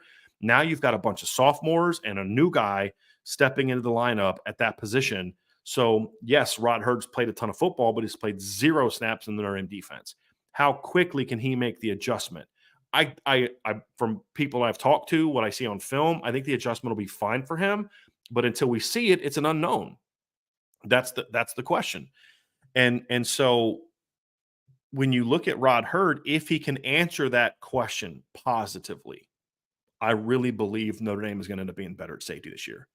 And I think Rod Hurd's a guy that has a chance to, the way he plays, you're going to have a chance to continue to use Xavier Watts in a do a little bit of everything roles. We saw last year, Xavier can come down and play the alley. Xavier can play man coverage. Xavier can play center field. I believe you're going to want to continue to move Xavier Watts around. That means you can't have a second safety that's a one-trick pony. He has to be able to do a little bit of everything, and Rod Hurd, in my opinion, can do a little bit of everything. When you look at the numbers during his career from where he's played, during Rod Hurd in his career has played 17 of his 2,200 snaps in the slot or in the box. He's actually played over 300 snaps at corner. So he's played outside, and he's only played 74 snaps at free safety. But he has played it, and you've seen it the last couple years where he actually got a lot of work playing off the ball more than what he did, more than what we've seen from Notre Dame's Nichols, for example. And that's why I say the transition should be pretty smooth. And that's a pickup that, again, I'll be honest with y'all. I looked at it. I wasn't thrilled about it when I first heard about it because, look, anytime something happens, you're going to have an immediate reaction. Immediate thoughts pop in your head. I'm not a blank slate. When I hear something, I'm not just going to be like, okay, I'm not going to have any thoughts or emotions or reactions until I've watched the film. You always have an immediate reaction. The key is allow the film to change your opinion if it shows you something that's different. And Rod Hurd was one that I was not sure I was going to like a whole lot. And, for me, it was a very pleasant surprise to pop in the film and say, okay, I'm a lot happier now that I've watched the film. And that's why I say it's really crazy to say because of how good the secondary was this past season. But boy, it's got a chance to be better, corner and safety. It really does have a chance to be better. And landing Rod Hurd was a big part of that. It was a really big part of that. And it was not one that I was overly thrilled about at first, but this is why you have to have a little bit of faith in the coaches, but also why you have to have your mind open to when you have an initial reaction, do your study, do your due diligence, and allow the data, in this case, data being film, allow the realities of the situation to dictate your feelings, not just your initial emotional reaction to a situation. There's also some more newcomers coming in, and that's your freshman class. You're going to have Bronte Johnson, who I graded as a top 100 player coming out of high school, 4-star player. Kennedy Urlacher is another guy that I had as a 4-star player who earned a top 250 grade. And then Tabron Benny Powell, who I had as a 3.5-star guy and a top 350 caliber player. Kennedy Urlacher is the only one that will be here this spring. So of the 4 newcomers that are going to be playing safety alone, 2 of them won't be here this spring. Now, obviously, that's a little bit of a bummer. I would have loved to have seen Bronte Johnson get a 6-7 month head start in the strength program, getting his shoulder back to good health. I would have liked to seen Tabron Benny Powell and Bronte both get good coaching at the safety position. But what this allows Notre Dame to do is really twofold. It allows Mike Mickens early on to coach a smaller group, which I think is important for his transition. Number 2, it gives your younger players. It gives Adon Schuler. It gives Luke Talich. It gives Ben Minnick. And it gives Kennedy Urlacher a lot more reps because there is no Rod Hurd. There is no Bronte Johnson. There is no Tabron Benny Powell to take those reps away. That should be good for all of their developments as long as they can stay healthy. That's going to be an important part of this. And as I said, it should help with Mike Mickens as well. And this is going to be a big offseason for the entire defensive staff. I mean, Notre Dame fans were mortified about losing Mike Mickens this offseason. You're not going to lose him now. He's a guy that is going to be better compensated now, more responsibility now. He's going to have a lot more on his plate now. And the question is going to be, can he step up and get the job done? And I'm confident he will, but now we got to see it. So there's the big overarching question at safety is, and debate is this, as we kind of wrap up this portion of the show, is when you look at the safety position, there's a lot to like on paper. There's better depth this year than last year. I mean, you lose Ramon Henderson, you lose DJ Brown, but you're adding 4 new players to the depth chart. That's important. That's helpful. More bodies, more talented bodies, more athleticism. This is going to be a faster group. Again, you lose DJ and Ramon. Ramon could run. DJ was not a great runner, but you're adding a guy in Rod Hurd who can run, but you're adding Bronte Johnson who can run. You're adding Kennedy Urlacher who I think can run. And so you're adding some more athletes. And then there's now a chance with what you have at corner that maybe you could even add somebody else. Maybe a Clarence Lewis finally gets a look at safety. So there's just a lot to it. I like the experience that they're bringing in now that you've got the transfers coming in. I like the sophomores now have more experience than they had a year ago. That adds to the overall profile. Xavier Watts now has a full year as a starter under his belt. So there's a lot to like. And that's why I say I think the safety position can be better than it was a year ago. However, here's the counter argument. Almost everything I said about the safety position in the last 33 minutes outside of Xavier Watts is really good is an unknown. It's I think Rod Hurd can make this transition. I think Don Schuler could be a really good player. I think Luke Talich can be a really good player. I think Ben Minich has the athleticism to help this football team. I think the freshman class is a talented group, especially at the top couple. I still am not sold on Tabron Benny Powell yet, but I know other people that I respect are higher on Tabron Benny Powell, and I hope they're right about Tabron. And I knew he's a football player. There's no doubt about that. I worry that maybe he has some of the same athletic limitations that you're going to see from, for example, DJ Brown. Smart football player, tough football player, instinctive football player, but can he run well enough to be a top-level guy? That's a question I have. But when you look at it, all of this is projection. And so it's very much a show me type of situation at safety. Can Mike Mickens coach the entire secondary at the elite level that he coached the corners? I think he can, but it's still a think. And that's the thing. It's the epitome of what I was talking about. The potential's there, in my opinion, but overall, it's about potential. And I always say this, potential only takes you so far. Production is what the key is. Can you be consistent? Can you play, smart technique? Can you play sound technique? Can you play assignment correct? Can you be instinctive? Can you show good field awareness? Can you make sure that in the big moments you don't lose sight of what got you to the position you're in? Those are all things you got to look at. And so you'll go into the spring with a sense of excitement, but you also go in the spring with a big, at least I'll speak for myself. I'm going into the spring with a lot of excitement about what this group can be, but also a lot of reservations because we don't know what it will be. And we won't know what it will be until the fall because we won't see Rod Hurd. But this spring, you're going to have guys like a Don Schuler and Luke Talich and Ben Minich and perhaps maybe a Clarence Lewis, perhaps a guy like Kennedy Urlacher are going to get their chances to kind of show off what they can do before Rod Hurd shows up, before Bronte Johnson shows up, and before Tabron Benny Powell shows up. And so they're either going to take advantage of those chances and position themselves to be factors in the fall, or they're going to miss out on that opportunity and then get passed up as Luke Talich comes back more from injury, as Tabron and Bronte show up, and as Rod Hurd shows up. So it's a very, very important safety. Very, very important offseason and spring for those safeties. So we're going to find out what it's like. But it's in a much healthier position now than, in my opinion, what it was a year ago. Because there were even more questions a year ago, because a year ago we didn't even know we would have the version of Xavier Watts that we thought. What did we say last season? Xavier Watts has a chance to be an impact player, but we have to see it. Well, he went out and proved it. Now we need to see if Rod Hurd and Luke Talich and Don Schuler and those guys can have the similar breakouts and become important parts of this Notre Dame defense. And then I'm looking forward to finding that out. Going to talk a little bit about the college football playoffs next, and then we're going to do a quick mailbag, folks. But before we do me a solid and hit that like button, hit the like button, subscribe to the podcast, hit the notification bell, share this podcast. If you're listening via podcast platform, like with our partners at Spotify, we would love a 5-star review. We greatly appreciate that. And if you've not done so, I'm telling you, you guys are missing out. Just take a chance. Sign up for just now and get us through the spring. It won't cost you much. Actually, if you only sign up for the next 2 months, you sign up now all through, from March to February 20th to March 20th.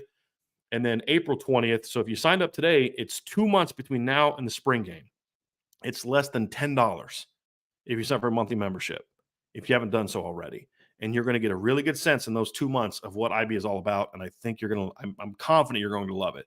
But if you're not done so, go to boards.irishbreakdown.com, boards.irishbreakdown.com, sign up for a monthly membership, give us 2-month trial. You guys try it out, test it out for 2 months. You'll spend less than $10. It's $4.99 a month, less than $10 to be part of the community and that premium community. I'm telling you, you're going to really like what we have to offer there. So definitely check that out at boards.irishbreakdown.com.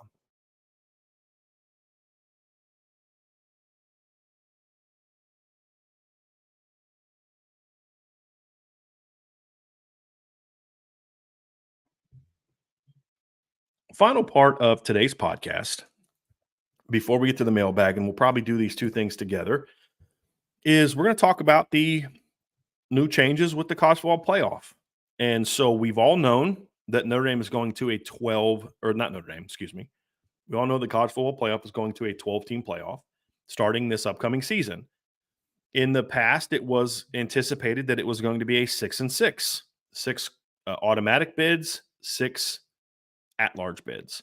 The 6 automatic bids were going to go to the winners of the 5 Power 5 conferences and then the highest ranked group of 5 conference champions. So if this past year SMU was that team, if we were in a 12-team playoff this past year, even though SMU was not ranked in the top 12, they would have gotten one of the 12 playoff spots. The only thing that's really changed right now with the new proposal that was passed today is now you're only going to have 5 5 automatic bids. So you've got the Power 4, the 4 teams that are left. So you have the ACC, the Big 10, the Big 12, and the SEC all there. The winners of those leagues will be getting into the playoff. And then the 5th one will go to the highest ranked group of 5 team. So AAC, Sun Belt, Mountain West, all those different leagues, right? And Conference USA, MAC, all those teams. And now there's 7 at-large bids. So listen, the first thing is, folks, this is automatic. This is good for Notre Dame. I mean, this is good for Notre Dame. We have a lot of questions about the college football playoff and conference bids and all this kind of stuff. But the reality is there's now an extra at-large bid. It doesn't change Notre Dame's potential ranking. They can still be ranked no higher than 5th, which means they can't have an automatic bid. Well, let me rephrase. They can be ranked higher than 5th. They can't be seeded higher than 5th. So Notre Dame in the college football playoff could rank number 1, throughout the process. But when the final quote unquote rankings come out, they can't have one of the top 4 seeds. They can be as high as 5. And so that means Notre Dame's always going to have a first round game. Now, I've heard people say, and I was one of those ones that was against that at first. And as I've said before, Vince changed my mind. But the reality is, and Jack Swarbrick talked about this, we don't get a bye because then you'd have 2 byes. And in some ways, I actually think this is good for Notre Dame, because if Notre Dame, think about this. So this year, for example, the college football playoff starts on December 20th, I believe. Let me just look that up to make sure that I am correct on this. But I believe the college football playoff starts on the first round games are on December 20th. And let's go here. It's weird. So let's go to this. All right. So the NCAA released it here. Let me just get the dates. The first round games. All right. That is, yes. So the first round starts on December 20th. There's going to be 1 game on December 20th and then 3 games on December 21st. The quarterfinals aren't until December 31st.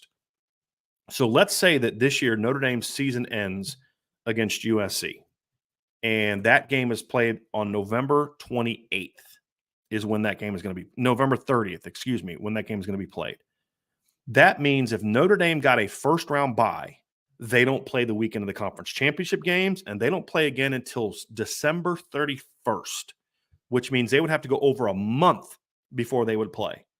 Now, some of you are thinking, hey, that means that the team that they would play might have to play 2 games before Notre Dame plays. And I'm telling you right now, as a football coach, you do not want that. You do not want a team having to play a game, then getting 3 weeks of rest or 2 weeks of rest, playing another game, And now you have to play them when you've had over a month where you haven't been able to play a football game. So it's actually, because Notre Dame doesn't have the conference championship game, I think it's actually good, because if Notre Dame was in a conference and could get that first round bye, they'd still play 4 games. They'd have to play the conference championship game and then the 3 playoff games to win it all. So I don't think it's fair that Notre Dame doesn't have to play in the conference and then gets a bye. I don't think that's fair, because as we learned in 2020, Notre Dame, I believe, was ranked first or second going into the ACC title game. I think second behind Alabama. Well, they played in that title game and lost. And so I would rather not play that game and then get that first round home game than have to go play Clemson in a neutral field the way that they did. So you don't have that conference title game to potentially lose or win. So you should have to play that first round game. I'm actually fine with it. I wasn't at first, but I'm actually fine with it. And I think, but I also think as a football coach, it makes way more sense. It's helpful. You do not want to go 31 days between playing football games, having over 1 day over a month to play a football game when your opponent has likely played 2 games in that period of time. You have a chance to lose any momentum you've had. You're going to lose preparation time. You're not going to be able to practice starting the week after the conference championship games and just practice all that time, because who you're practicing against? You don't have an opponent to practice against. You can get rusty. And so to me, I do think this is a benefit for Notre Dame. And I do think it makes a lot of sense for them to be able to have to play in that first round. And honestly, I'm kind of excited to see Notre Dame potentially play a first round game at home. I think it's going to be a lot of fun. So obviously, when you talk about the new format, it doesn't directly impact Notre Dame. It doesn't change their potential, but it does create one more at-large. So before, there's only going to be 6 at-large bids. That now changes to 7. Notre Dame still has to be ranked 11th or higher, most likely. But there is a scenario where if one of the 4 Power 5 teams is not ranked in the top 12, that you have to be ranked at least 10th to get a chance to play for that championship or to get into the playoffs. So that part is a little interesting, but that was already true before. It was unlikely, and it's still unlikely. It's still unlikely that one of the ACC, the Big 12 maybe might be in that situation where they have a champion that's outside the top 12. It's possible. But basically, if Notre Dame's a top 10 team, they're in. And that's obviously important. Notre Dame would have to be a top 8 or higher seed they'd have to be a top 8 seed, meaning 5, 6, 7, 8, to be able to get a first round bye. That hasn't changed by this. So when you look at the disadvantages for this, I don't think any disadvantages are created for Notre Dame in this way. I think the advantages, as we've talked about, are there. They get that first round game against what will likely be a lesser opponent. If Notre Dame is good enough to compete, let's be real. If Notre Dame's good enough to compete for a championship, they're not going to be an 8 seed or a 9 or a 10 seed, most likely, unless it's one of those weird years where they got off to a rough start, had big personnel changes, or had a lot of guys injured early in the season. They come back, and you're a 2-3 loss team. You get in, you're red hot like USC was in 2016. Those things are rare, but even then that year, USC climbed all the way up to number 9. And so if Notre Dame is championship worthy, odds are they're going to be ranked higher than 8. So they will get that home game. They'll have that extra week to prepare. They'll be able to stay in their home, their dorms, their whatever, their local apartments, all that kind of stuff to play that game before they then have to go on the road for the next 3. So there's a lot of things I like about this. I've come around on it. Y'all know I was not happy about it when it first happened. I didn't like the 12-team expansion when it first happened. I didn't like that Notre Dame couldn't get a bye when it first happened, but I've really come around, and I'm pretty fired up about it. So if Notre Dame is seeded 5 to 8, they get a home game, and then you get into the quarters. Obviously, quarters, the 5 seed would play the 4, the 6 would play the 3, the 7 would play the 2, the 8 would play the 1. Or the winner of those, the 5-12, 6-11, 7-10, 8-9. The winner of 5-12 goes to play the 4 seed. The winner of 6-11 goes on to play the 3 seed. The winner of 7-10 goes on to play the 2 seed. The winner of 8-9 goes on to play the 1 seed. And the interesting thing is there's a chance that Notre Dame, if they are ranked higher than top 5, could be playing a team that's ranked lower than them in the second round, the quarterfinals, which could be interesting. Very, very interesting. So it could be a thing where Notre Dame's the 5, they get to play the 4, but the 4 seed would have been ranked, 5th or 6th or 7th. But because again, just because you're the 4 seed doesn't mean you were the 4th best team. There could be years where, let's be honest, where the ACC team is ranked in the top 3, the Big Ten champ is ranked in the top 3, the SEC champ is ranked in the top 3, and Notre Dame is ranked in the top 4, right? Where that next highest ranked team, you could have the 5. Let's say Notre Dame is a 3 seed, and let's just say the Big Ten team is number 2, the SEC team is number 1, the ACC team is number 4. That numbers 5, 6, and 7 could be a second Big Ten team, a second and third SEC team, or a second and third Big Ten team and 1 SEC team.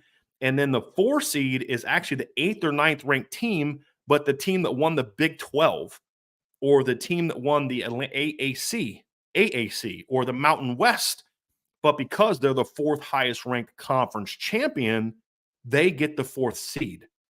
So in a lot of ways, this could be a positive for Notre Dame, because there's a chance that Notre Dame in the first 2 rounds, depending on how rankings go, and actually, you know what? Let's actually look at this compared to last year's schedule, and look at what the rankings would have been based on last year's schedule, and you'll start to get a sense of this, because, and I'm going to look at it from the standpoint of if last year's schedule were teams were in a situation where there was a 4-team playoff like we have now, and not, or excuse me, a Power 4 situation in a 12-team playoff, as opposed to a Power 5 situation in a 5-team playoff. So I'm going to pull up the college football rankings last year, the final rankings going into that last week, and you had a Big Ten team number 1, a Big Ten team number 2, so you still only have 1 seed so far.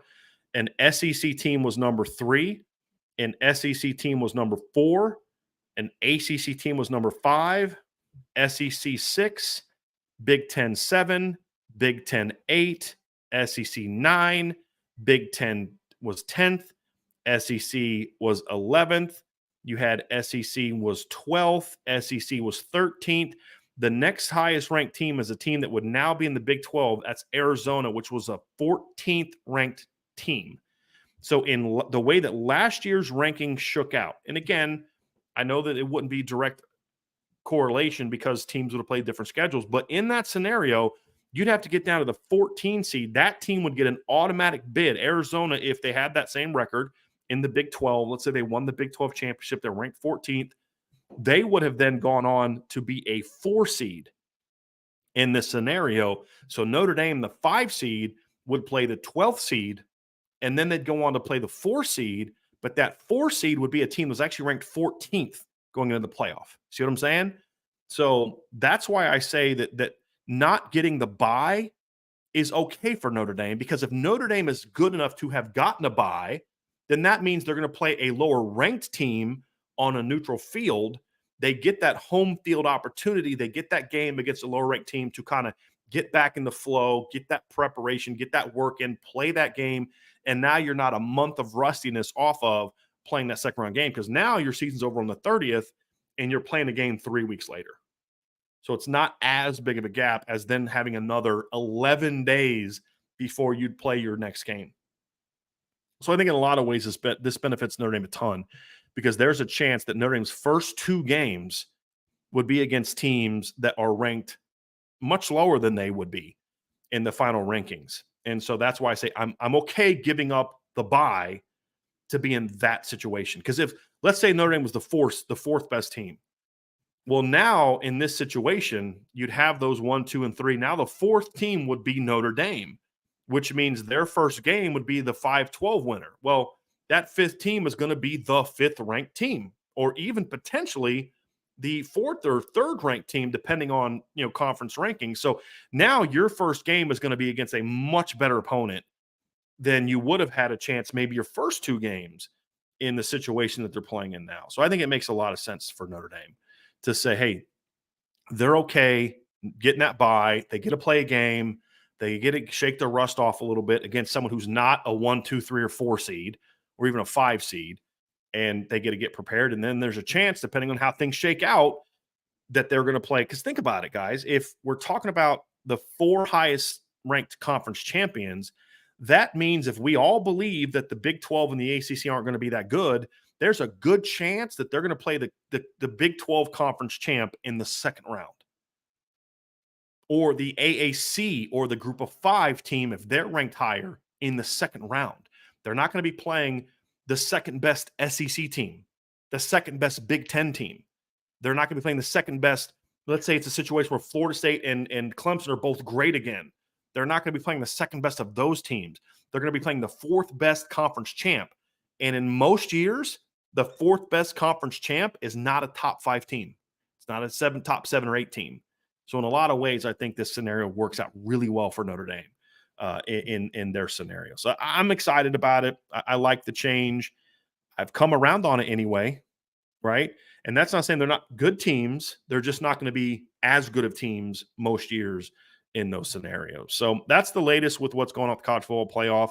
A little bit of news also that came out today, which is kind of exciting. If you're someone of my age or younger, and that is that Jack Swarbrick released a statement. Notre Dame's released a statement saying that Notre Dame will officially be in the EA Sports College Football 2025, NCAA Football 2025 game. We assumed that would be the case when they had the release the other day of the game, the teaser of the game on Instagram the other day, and then again later on Twitter. They did have a couple quick clips of Notre Dame. No one can use footage of Notre Dame's anything without permission from Notre Dame because it was a home game. They showed clips, I believe, of a Notre Dame. It was an older game, and then of Notre Dame. You can't use that in a commercial without getting permission from Notre Dame. So we kind of knew then, or had a good idea then that this was going to be the case, but now it's official. Notre Dame will be in the EA Sports game, which I'm pretty excited about. I'm very much looking forward. They're going to drop the full reveal in May. I'm very much looking forward to finding out what it's going to look like. It's really going to be interesting to see what it looks like. And, of course, now the players are going to get paid to be part of it, which is also, I think, pretty cool. So we're looking forward to that. So we're going to go to mailbag next, folks. But before we go to the mailbag, do me a favor, hit that like button, hit the subscribe button, hit the notification bell, share this podcast, give us a 5-star review. And as I challenged you earlier, if you've not done so, sign up for the message boards at boards.irishbreakdown.com.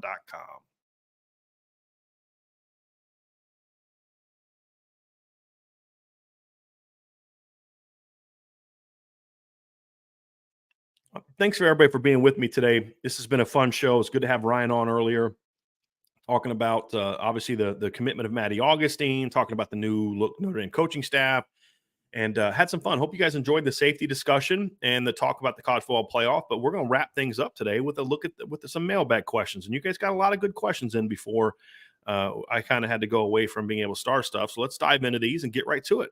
Got a question from Pete Weber. Pete asks, it was speculated for some time, but what is your take on Notre Dame's path to reach college football playoff? Final, fair, or foul? Talked about this a little bit earlier, Pete, and I think it's fair. You have to be – look, here's the deal. We all worry about the potential of someday Notre Dame being left out of the college football playoff or outside of the potential because they're not in one of the main conferences. For Notre Dame to still be part of the conversation – Notre Dame sometimes has to be willing to make some sacrifices while remaining independent.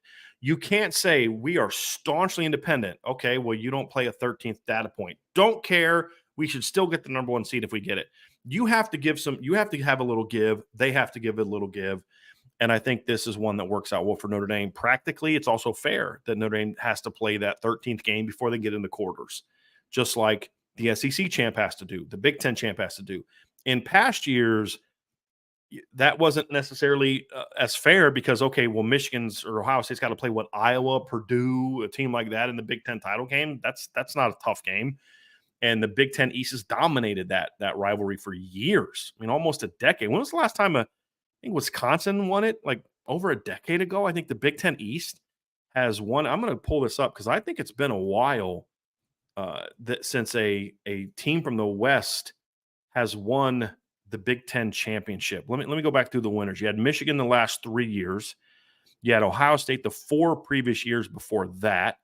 Penn State in 16, Michigan State in 15, Ohio State in 14, Michigan State in 13. Yeah, you have to go all the way back to 2012 when Nebraska beat Wisconsin And that wasn't even East-West. That was legends and leaders and whatever that was. So since a team currently in the West has won a championship, it's all the way back to 2012. Now, however, Michigan, Ohio State, Penn State, if they want to win the Big Ten, they've got to beat maybe one of those teams. But if one of those teams is in it, it's because they were better than Oregon, they were better than USC, they were better than Washington. Because you don't have the East and West, there's a chance that they have to beat each other again. There's a chance that Michigan and Ohio State might have to have a rematch against each other, or Michigan, Ohio State, Penn State, or Ohio State, Penn State. There might have to be some kind of rematch. You may beat Oregon in the regular season, but then have to get a rematch against them in there, or USC. So the road is much tougher. Same for the SEC. The road is much, and the road for the SEC has been tough most years. There's the occasional year where you get a Missouri in the conference title game, but more often than not, it's Georgia, Bama, it's Georgia, Auburn, it's Florida, Bama, it's something like that. Those are getting rid of as well. So you've added Tennessee and Texas. So the path for the SEC is a challenge as well. You could argue the Big 12 isn't, but again, you don't have to play a 13th game. They do. This is your way to get that 13th data point back compared to the conference champion. So I have no problem with it. I'm totally fine with it. I think it's fair. You have to give a little to get a little, and this is what Notre Dame had to sacrifice in order to be part of this conversation, and I'm totally fine with it. It works for me. Andrew Gilmore asks, I have to ask this to be somewhat objective. No, you don't. You don't have to ask anything about 247 to be objective, but we'll go with it. 247 has the current class, has half of the current class as 3 stars. Let me see here. Are these guys expected to be risers? Honest question. I thought the Freeman era meant we'd get top 100 players. Yes, that's kind of part of your problem, is that you thought that Marcus Freeman was going to go out there and recruit based on where guys were ranked. And I know he made the comment, rankings matter. Rankings matter from a perception standpoint. That is it. And trust me, Marcus Freeman and Chad Bowden and the Notre Dame coaching staff are not making decisions based off where 247 Sports has this class ranked.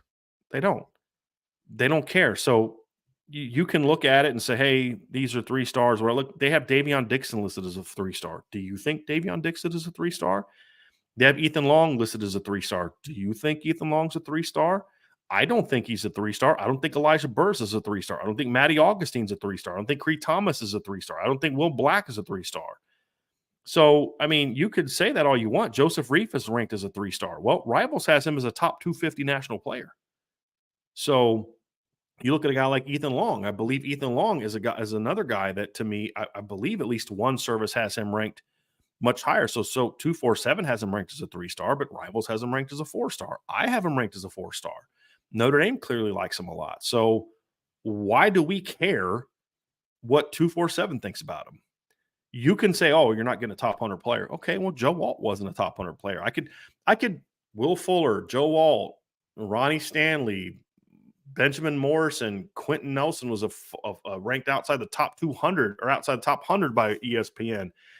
We can go down Tyler Eifert. I mean, we could go a long list of guys that were not top 100 recruits that were great players. And that's part of it. But here's the second part of it. You're also factually incorrect in that you're not getting more you are getting more top 100 players. They've gotten 5 top 100 recruits each of the last 2 years, according to this very service that we're talking about on their composite list. And so, okay, well, how does that stack up? Ryan and I have talked about this. It stacks up very well. It stacks up much better than they've had in past years. I mean, last year, if you look at 247 Sports rankings, Notre Dame got let me just pull it up so I can make sure that I'm giving you the correct numbers. I like to do that. But if you look at the 247 Sports composite rankings, they had Bryce Young as a top 100 player. They had Kingston Viliama-Asa as a top 100 player. They had CJ Carr as a top 100 player. They had Cam Williams as a top 100 player. And they had Gerby Lambert as a top 100 player. That's 5. They also had 5 the year before. It has been a long time since Notre Dame has had back-to-back classes with 5 top 100 players in the ESPN and the 247 Sports composite rankings. Long time. They haven't had many classes like that. So, number one, you shouldn't care what 247 Sports thinks. But if you do, and you look at the data, they have, in fact, signed more top 100 players. That's a fact. And that's why, and I pointed this out before, the last 3 classes for Notre Dame and I'm just going off just 247 Sports rankings because you asked about 247 Sports. So if you care about what 247 Sports thinks, here's some data for you. From 2010 to 2024, that entire period, the three classes that Marcus Freeman has been a part of, so the 2022 class, which he was recruiting the defensive players, and then the 23 and 24 classes where he's been the head coach. Those three classes ranked higher in total points and average points per player than every single class from 2010 to 2021, except for one class. That was the 2013 class that had Jalen Smith, Will Fuller, Mike McGlinchey, Max Redfield, Greg Bryant, Malik Zaire, Torian Folston, Durham Smythe, Torrey Hunter Jr., Corey Robinson, Cole Luke. I mean, that was a phenomenal class. So even if you look at that standard that you're setting, the 247 rank that you're setting, what exactly was your thought process behind saying, gee, I thought we'd get more top 100 players? They are. They are getting more top 100 players. The fact that you then say, well, these guys rank here, whatever the case may be, again, doesn't really matter because not all those guys are ranked that way on the composite ranking. So what you're doing in this conversation is you're giving 247 Sports primacy from an evaluation of player standpoint. I think that's misguided. I don't think that's wise. I don't think that you should do that. I don't think that they should be considered the arbiters of what is or isn't a good football player.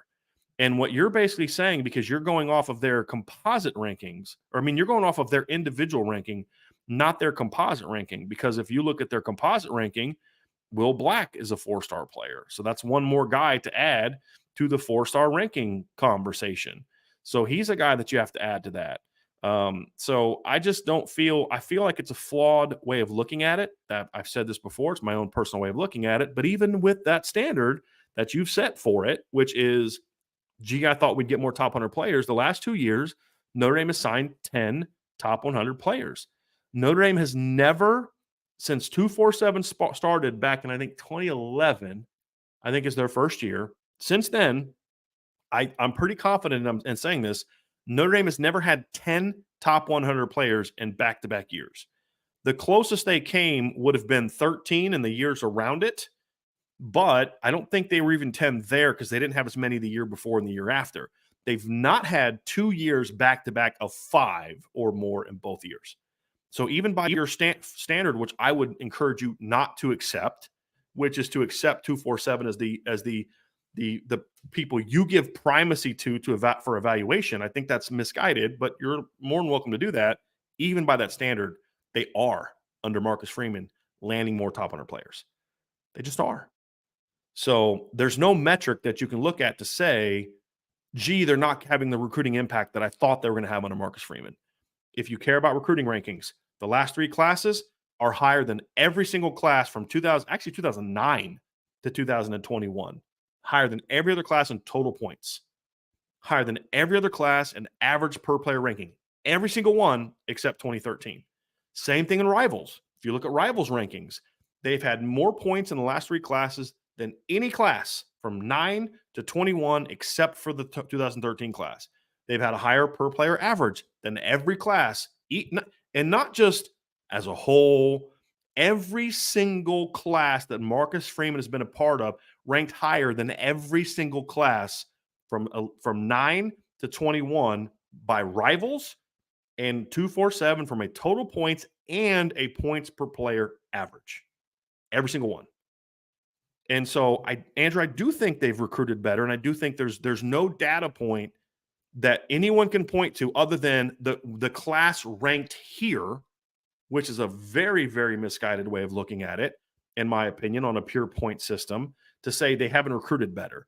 More total points, more points per player than all those classes. It's not even close. It's been a very clear improvement when it comes to looking at it from just a pure ranking standpoint, which is something that some people still, and I realize there's nothing I'm going to say that's going to make you or David Lowe or anybody else that just obsesses over recruiting rankings and what the recruiting services say, that's going to make you change your mind. I respect that because you're still here. You're still in our show. You're still asking these questions. You're still dialoguing, and I respect the heck out of that.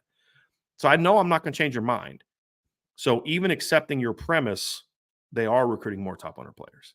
So thank you for that. I do appreciate that, Andrew. Archer 452. If Notre Dame gets to host a playoff game, a first-round playoff game, who would you like to see them face in South Bend in December? I don't really care.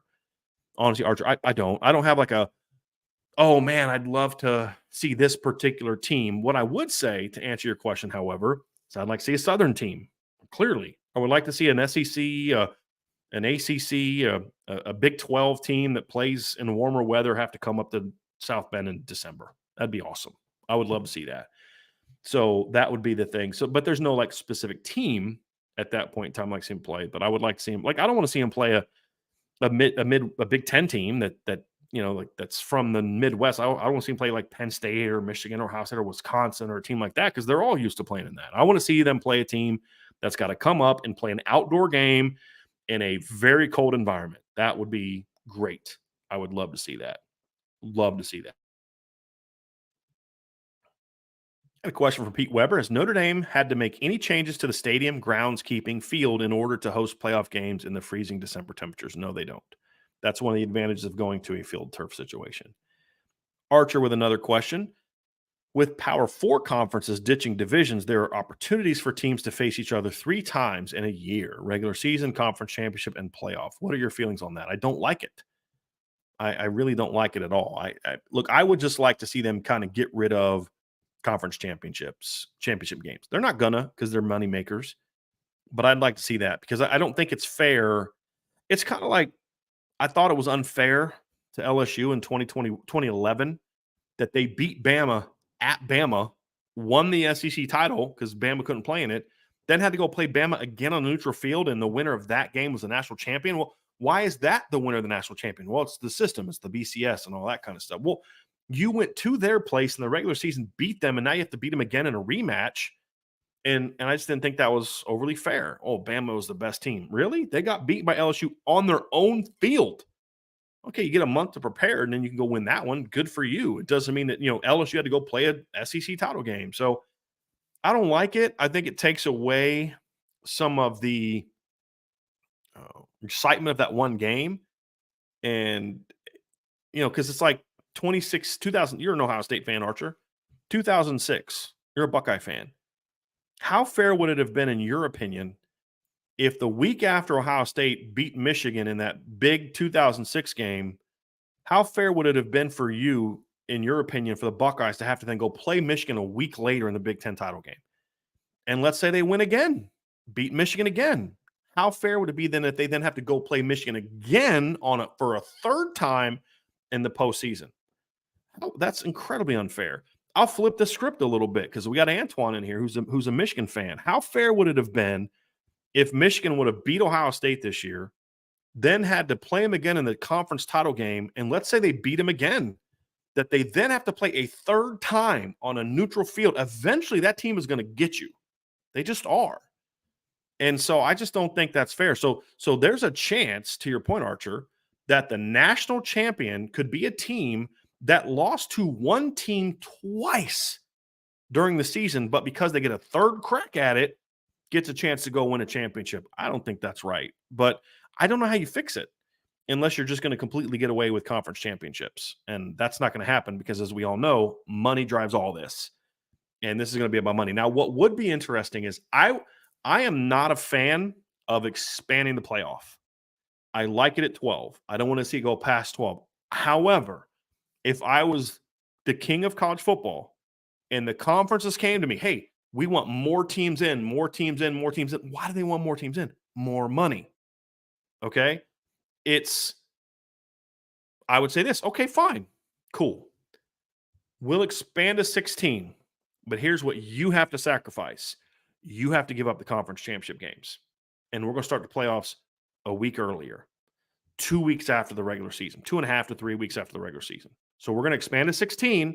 No buys. One plays 16, 2 plays 15, 3 plays 14, 4 plays 13, 5 plays 12, 6 plays 11, 7 plays 10, 8 plays 9. All about it. 16-team playoff. You got to sacrifice your conference championship games. Because otherwise, you've got to win the first round of 16, the second round of 8, the third round of 4 and the fourth round of the championship game on top of playing 13 games in the regular season. Now you're asking these teams to play 17. Anyone who wins a championship at that point in time, except for Notre Dame, is going to have to play 17 games. That's not right. I mean, these are still kids, right? So I would say we'll expand to 16 team playoff if you guys will give up your conference championships. I'm all for that. I'd be all for that. And I think that would make a lot of sense. All right, let's get to some more mailbag questions here. We got one from Salty Virginia Peanuts. I am positively impressed by Freeman's actions in establishing a quality coaching staff with Max Bulla hired. The latest example. Who are the other GAs of note? On the current staff, I don't know. Notre Dame lost a lot of their GAs this offseason. I know that Jared Parker took a couple analysts and some GAs with him. I know Ashton Derrico got a full-time job this offseason, and then, of course, Max Bulla got promoted. So I don't know that Notre Dame has any GAs left. I'll have to look into that, but I don't know that they have any GAs left, and I don't know who they've hired to replace those guys. So I have to look into that a little bit. None of them are guys with Max Bulla's resume. That I do know.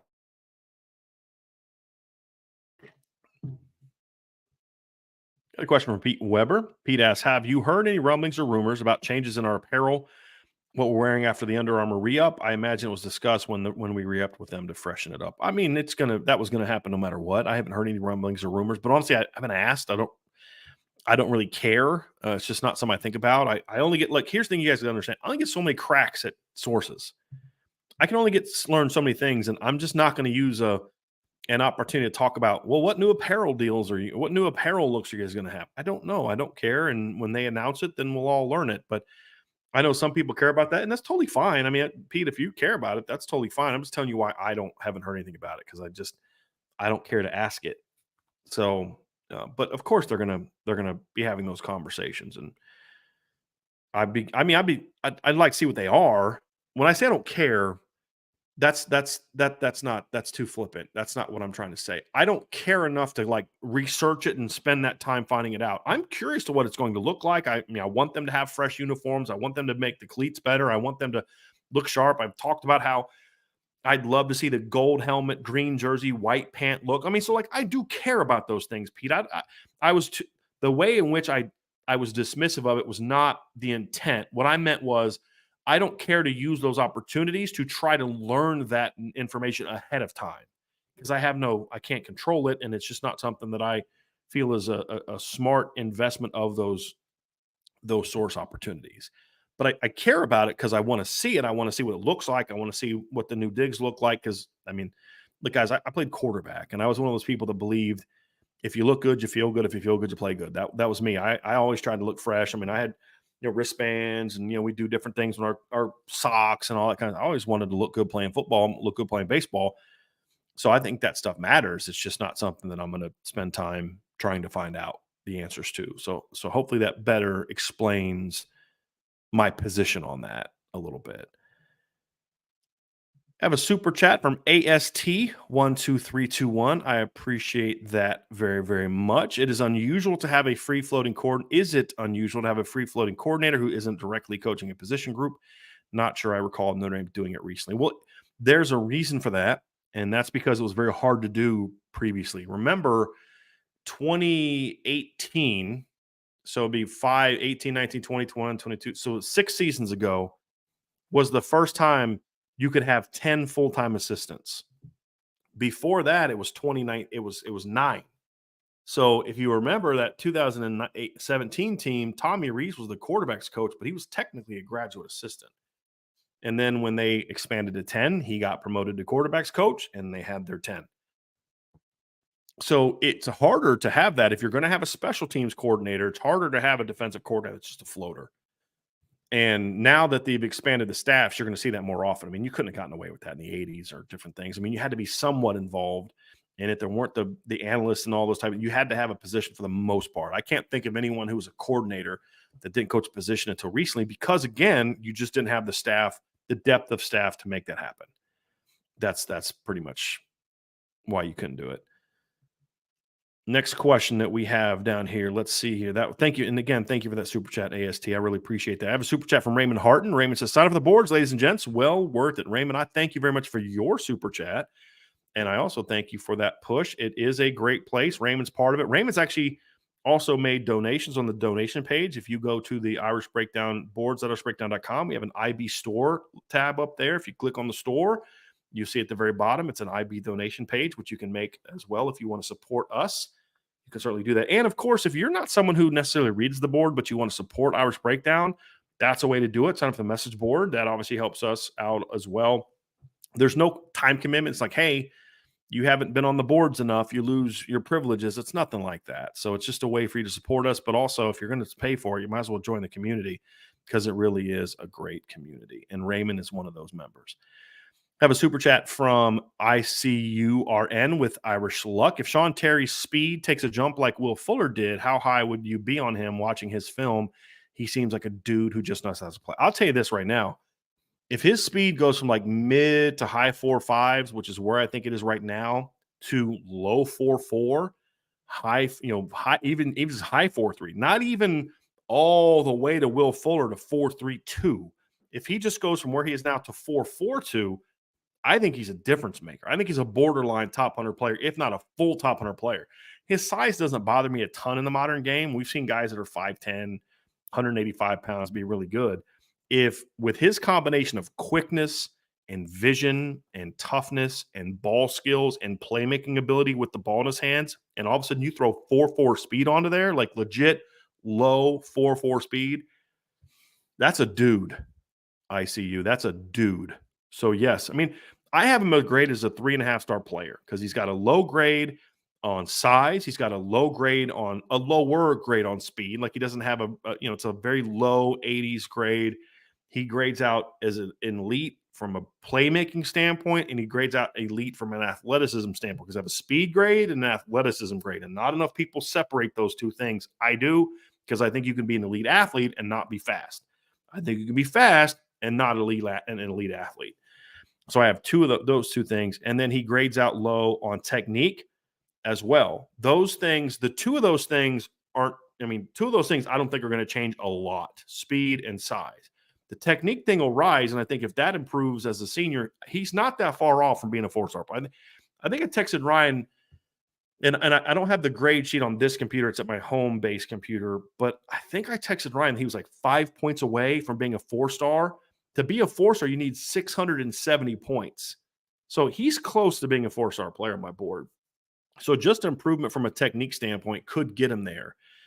If he then improves his speed, he's definitely in there. And if he improves his speed to the point you're talking about, to where he jumps into the low 4.4, high 4.3, he jumps way up because he does grade out as elite in 2 categories.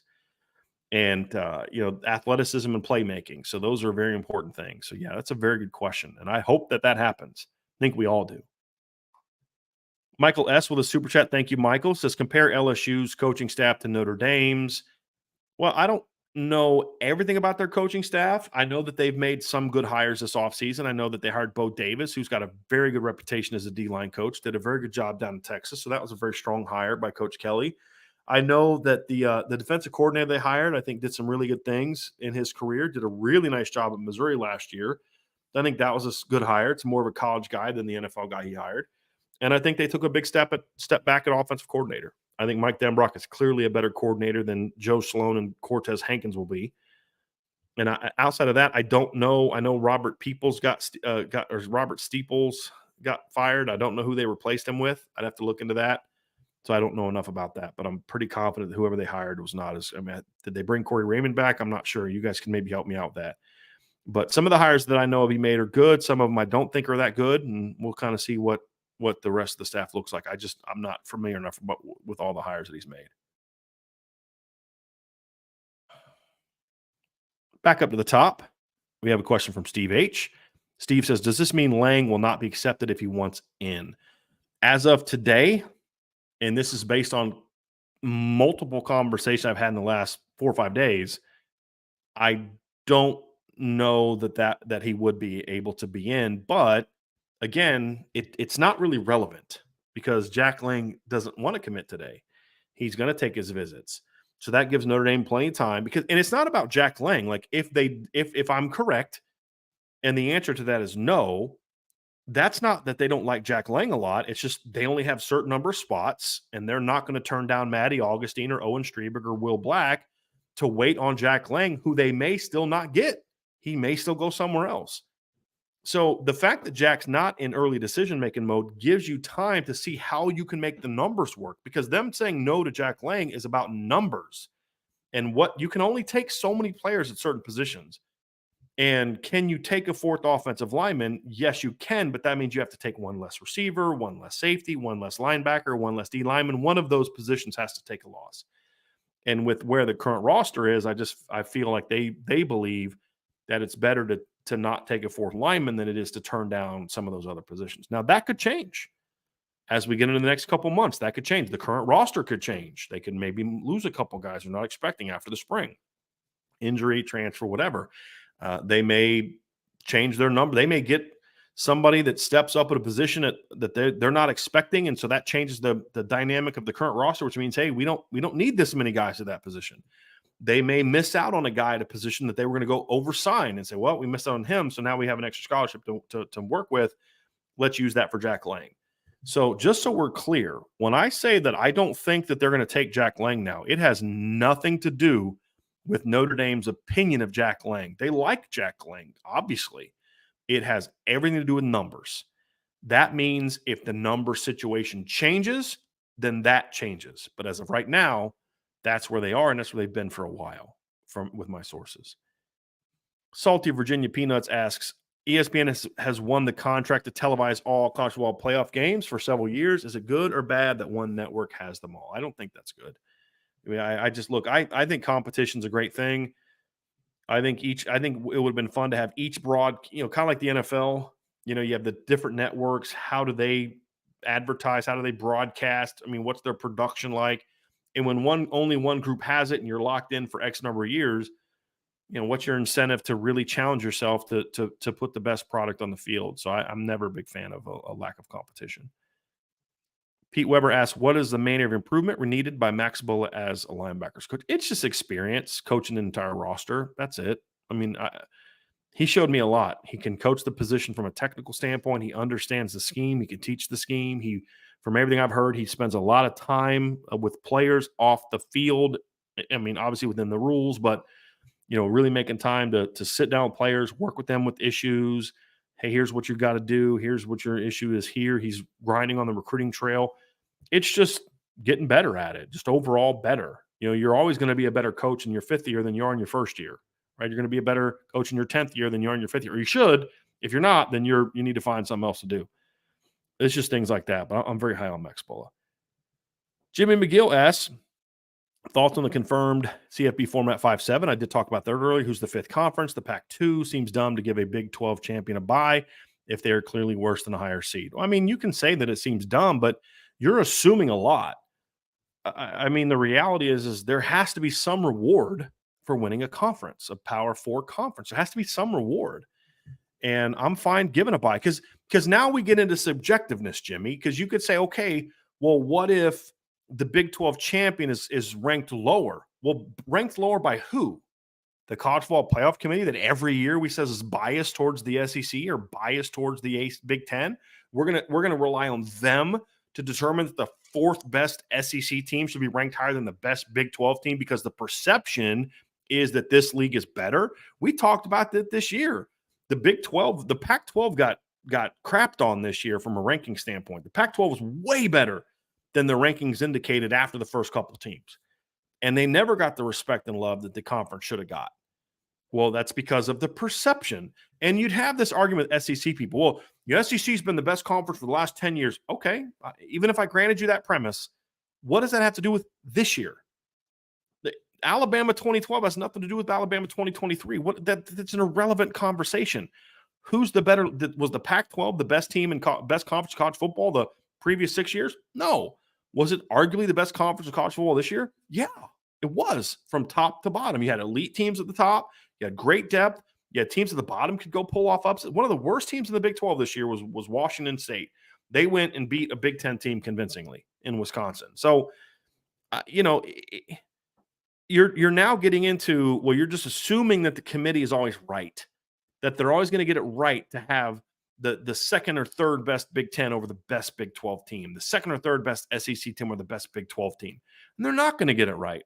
So the way to fix that is to say you win your conference and you're one of the Power Four, you get a bye, right? Because think about this year, right? Well, Florida State lost their starting quarterback, so they should have been in the top four, but they're not now because the committee of people decided that the undefeated ACC champion should not be in again over teams that have a loss. They should not be in over a one-loss Bama team.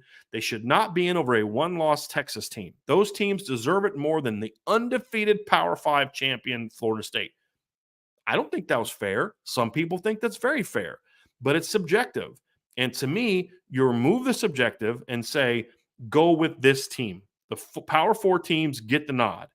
The fifth team would be obviously one of the group of fives. The fifth one is the highest ranked group of 5 team. So to me, I think what this does is this eliminates, from a bye standpoint, the subjectiveness because here's what's going to happen, Jimmy, based on what you're talking about. There will be years where 3 of the top 4 seeds are SEC teams. And then we're all going to be sitting here bitching about it's not fair. All these SEC teams got buys and all these teams got buys and all this other kind of stuff, have buys I just don't really, I don't think that's fair. This way, it's best big SEC team gets a bye, best Big Ten team gets a bye, best ACC team gets a bye, best Big 12 team gets a bye. Now, if the SEC is that good, or if the Big Ten is that good, then those teams will win their first round games. The number 2 and number 3 and number 4 SEC or Big Ten teams will win their first round game. They'll beat the Big 12 team in the second round, and then now we've got the best. Or the Big 12 team can say, hey, we're better than you think we are. Okay? And then, bam, now you're there. So now it's fixed. Problem solved. Okay? So to me, I like it this way because if you are one of the best 4, then you're going to get that chance in the second round to, because here's the thing. The second or third best Big Ten team, the second or third best ACC or Power SEC teams, more often than not, like the number 2 SEC team and the number 2 Big Ten team are almost guaranteed first round home games. So if they're that much better than the Big 12 team, they're going to win at home in the first round against a lower seeded team. And then that team gets a chance to go play the Big 12 champ or the inferior, what we perceive to be the inferior ACC champ in the second round. And if you're that good, you go beat them on a neutral field, go beat them. And so now we're problem solved. Whereas if you're giving buys to 2 or 3 teams from one league, I'm just not a big fan of that. I don't think that's how it should be. I'm fine with the way that they're doing it. I am.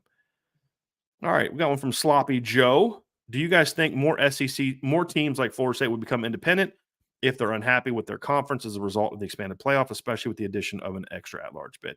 I don't think Florida State's issue with their conference has anything to do with expanded playoff. It's not about a result of the expanded playoff. It's about they don't like the money they're getting paid. So being independent doesn't make their money situation better. Let's not forget that Florida State in 1988, when they played when Notre Dame won a championship, Florida State was an independent. Penn State was an independent. Miami was an independent. If it was better for them financially to be an independent, they would stay an independent. Notre Dame's really the only team that could get away with that because they are a completely different animal. Like it or not, they're a different animal. If Alabama could make more money being independent than they could be in the SEC, they'd be independent. If Ohio State could make more money as an independent than they could be in the Big Ten, they'd be an independent. It's simple as that. So, that's kind of where I'm at. And if they could do it, they could do it. They just want more money. That's the only reason, in my opinion, that they want to leave the conference. That's it. Michael asks, and so to answer your question, no, I don't see teams going independent. They're still going to want to be in the conference because they want the TV revenue. That's all it's about. It's about TV revenue. That's it. Michael says, can you both break down the differences? What are your opinions of Tanook Hines, Taylor Taylor, and Raiden Vines Bright? When will any of them next visit Notre Dame, and where does Notre Dame stand with all 3? Well, we have on the message board the visit dates for Raiden Vines Bright, Taylor Taylor. I don't really. I'm not really paying a whole lot of attention to Tinook Hines right now, Mike. He may visit this spring. I don't view Notre Dame as a player in that one. I just don't. Differences between Taylor and Raiden Vines Bright, they're very similar players. I think Taylor's just better, in my opinion, but they're very similar players. And Raiden Vines Bright's a very good player. He'd be a good pickup, but I just think Taylor is better. I'd be happy with either one of them in the class. Very similar size, 6 foot type of players, very good dynamic athletes, good route runners. I think Taylor is more dynamic speed, better ball skills, but they're both very good players. I know Raiden's visiting in April. I don't know when Taylor's next visit to Notre Dame is going to be. I know he'll take an official to Notre Dame. I do. I'm confident in that. Salty Virginia Peanuts asks, when a player doesn't pan out, quote unquote, pan out, how easy is it to know whether it is a bad evaluation of his potential, bad development, or both? It's not always easy. I mean, it's like Josh Barajas. So, you missed on Josh Barajas. I'm like, yeah, I did, because he didn't pan out like I thought. But like, it's easy to point to why he didn't work. I don't want to get too negative and really bash the guy, but he didn't work, and he cared about a lot more things than playing football and being good at football. I'm okay. That's not that's not necessarily a bad evaluation from a film standpoint. That would be if as a coach, that would be a bad evaluation of the character, about whether or not you knew that this kid was going to come up as a freshman and be way out of shape and not want to work. Yeah, you probably should have done a little bit of homework on that. So that was a miss from that standpoint. But it's not bad development. I don't blame them for that. I don't blame Mike Elston for not developing Darnell Ewell. Darnell Ewell's why Darnell Ewell didn't pan out. I don't think the evaluation was wrong. But, sometimes it is. It's like the kid got here and you're just like, man, he's not as big as we hoped, or he's not as fast as we hoped, or, when the kid just doesn't have the skill that you thought he did, that's a bad evaluation. And that's pretty easy to see. You kind of have an idea within the first year, like, yeah, I think we missed on this kid, because the misses come down to the kid either has like just not the athlete we thought he was, which is harder nowadays because you have all these kids on camp and all these have different things where you get to see them work out in person. But, some guys just don't make the physical jump you anticipated. That's a projection issue. I don't know that that's a bad evaluation standpoint. I don't know if it's a bad development standpoint. Some guys just don't grow like you think they're going to. Some guys just don't develop the way you think they're going to. But other times it's like a guy had the ability, but you didn't coach him up, right? Was Dane Chris a miss? Yeah, he was. Everybody missed on him. Was it because it was a bad evaluation, or was it bad development? In his case, it was bad development. In other cases, you're like, yeah, I missed on that guy. He didn't have this or he didn't have that, and I missed on that one. It's usually pretty easy to tell. Antoine Johnson has a question. Says, are you worried about the Big Ten and SEC joining forces? You see what they're doing with the media and the two conferences coming together. Are you worried about them leveraging you out of the playoffs?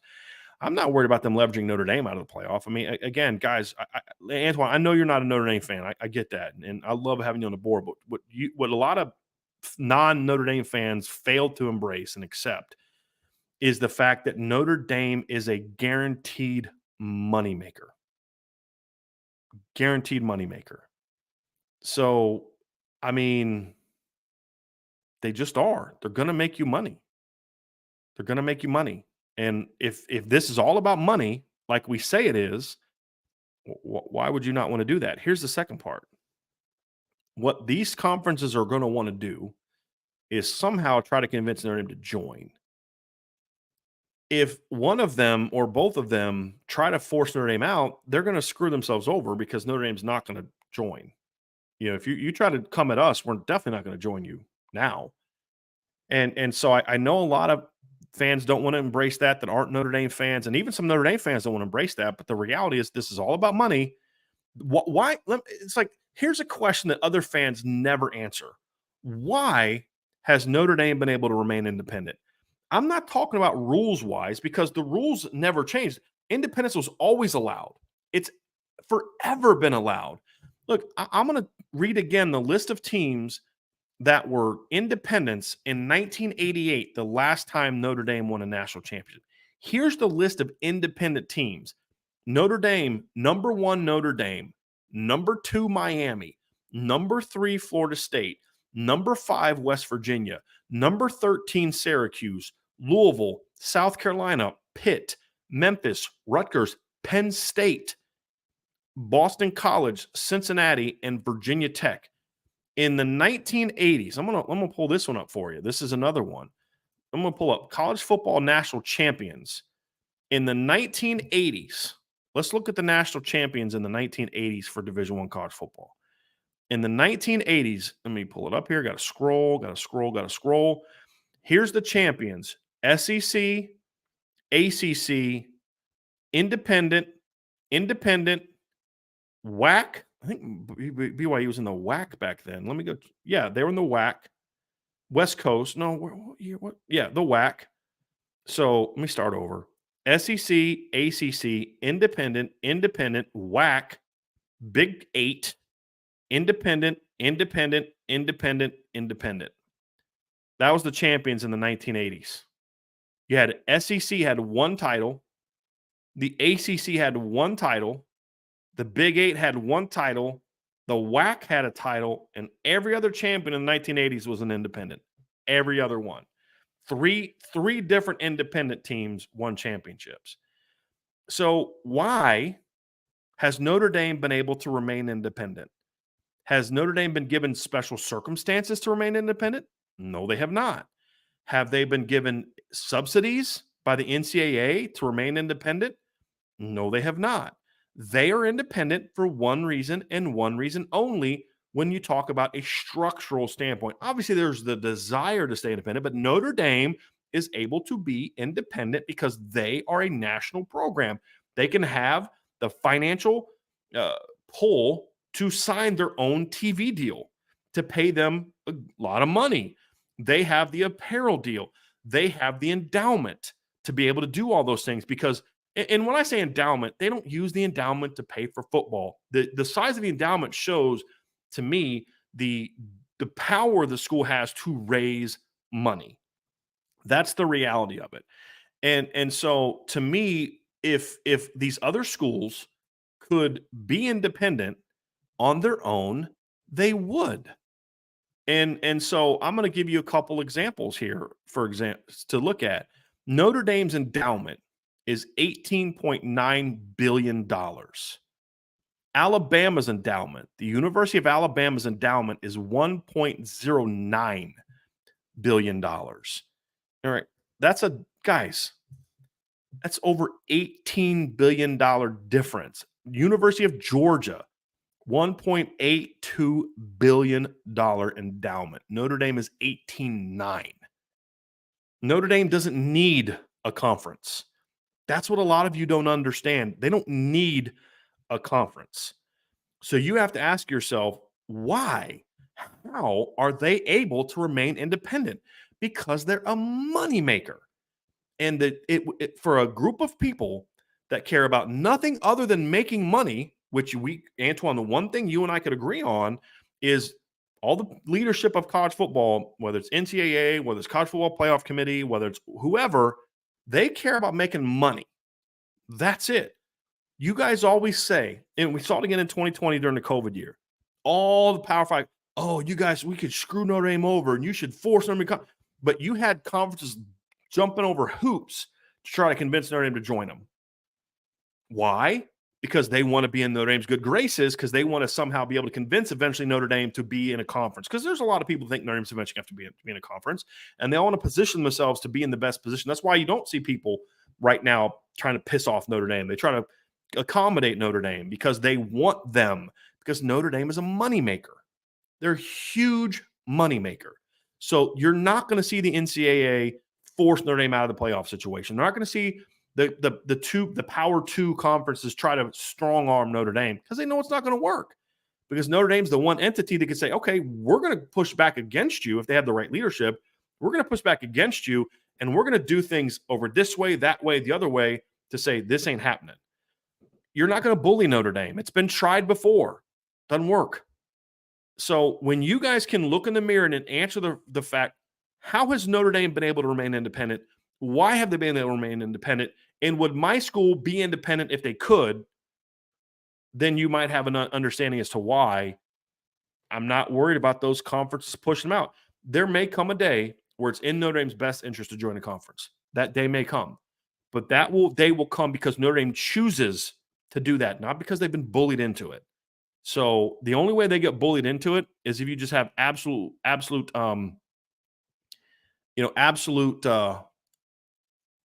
terrible leadership at Notre Dame. That's the reality about it. And Antoine says, Brian, my question, Brian, my question, come on, stop. There we go. Wasn't to be hateful, but you do, Antoine, I didn't take it anything about hateful. There's no hate here. We're talking football. But you do recognize the SEC and Big Ten are leveraging college football. I understand that. You think I don't recognize something. I do. I don't think you recognize the position that Notre Dame has. And Antoine, this isn't a you thing. This is true of almost every fan I know that's not a Notre Dame fan. And this is what I say, ask yourself, like, seriously, Antoine, you're a smart dude. I see the things you put in this chat. You're thoughtful. I appreciate that.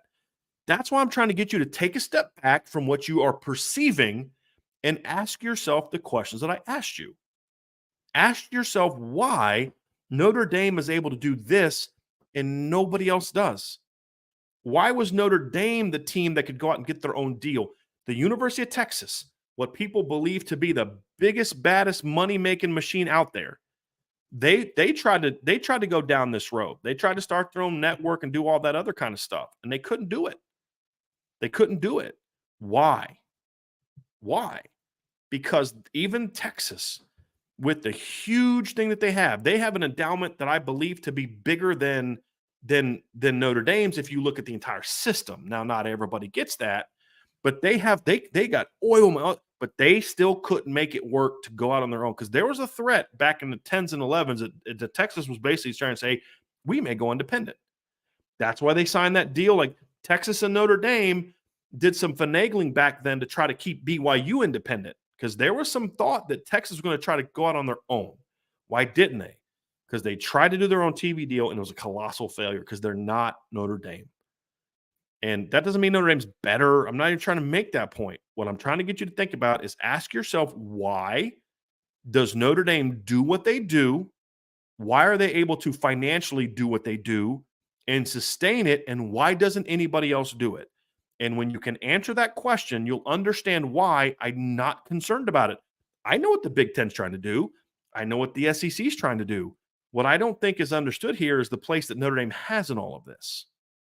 And that's what I'm trying to get you to understand. And once you understand that, you'll understand why I'm not worried about Notre Dame being left out in the cold. I'm not. It's not going to happen. And, if anything, those two leagues will get into a bidding war to try to get Notre Dame to be in their conference. That's the far more likely option than for Notre Dame to somehow be forced out. They're not going to force out Notre Dame. I don't know that they can legally do so. You think Notre Dame's just going to sit back and take that? Oh, okay, you bullied us. The only way that happens is if Notre Dame has piss poor leadership. And I don't think that that's the case right now. So it's a very fair question. And again, Antoine, I don't take it as hate. It has nothing to do with hate. The word hate never came out of my mind. This is about a failure of non-Notre Dame fans to truly explore the reasons why Notre Dame is who they are. And I'm not saying this about you, Antoine, but a lot of younger fans think that Notre Dame has this high and mighty, we're independent because we want to be special. And my whole thing is Notre Dame's never changed. Notre Dame never changed from 1988. They're still who they are. It's everybody else that changed. Florida State changed. Miami changed. Penn State changed. Syracuse changed.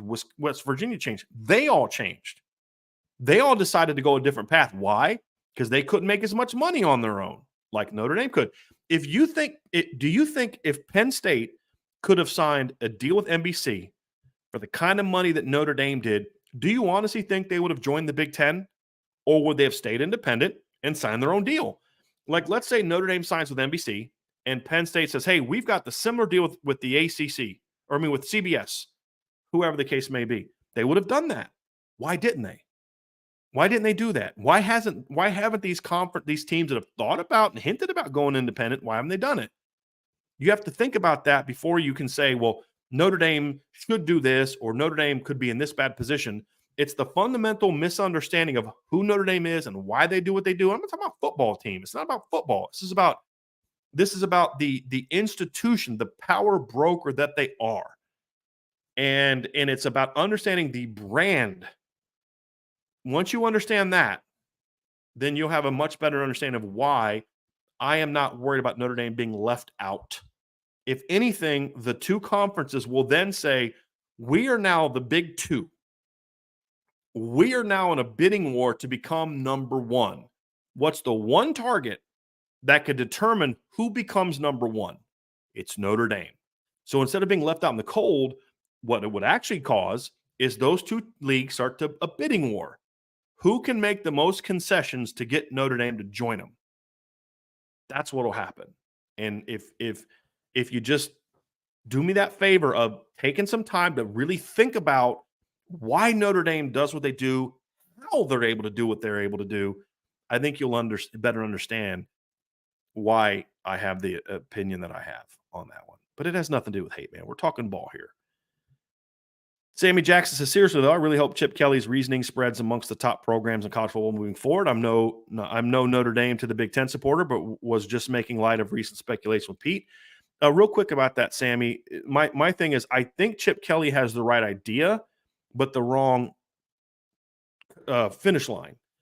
Chip Kelly's idea, for those who don't remember, was to basically make all 60 whatever teams in the Power Five as independents and play like regional games and all that. And I think that misses the mark a little bit. I understand what he's trying to do. I think that has more to do with his NFL background.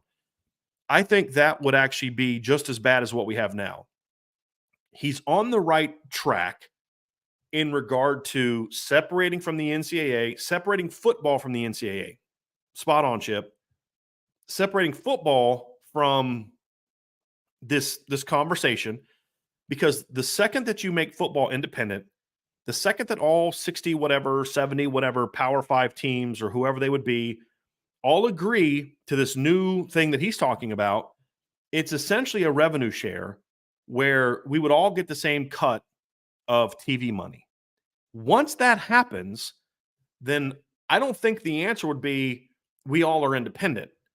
I think what the answer would be is you'd see a sort of a desegregation of conferences. You'd see the Big Ten go back to what it was before of 10 teams. You'd see teams that want to be independent, Penn State, maybe Florida State, because I think that's always been part of Florida State's issue too, is they've always had kind of that independent spirit. Penn State or Florida State spent way more years of existence as a independent than they did an ACC team. So I think they have that spirit of independence in them. I think Miami has that. And so what you could see, some teams do that. We may see a reigniting of the Southwest Conference. The Pac-12 comes back to being something. There's no need for USC and UCLA and Washington, Oregon to be in the Big Ten if everybody's getting paid the same. I don't think that going to the everyone's an independent thing works, however, because you still need to have that regional aspects of promoting the game.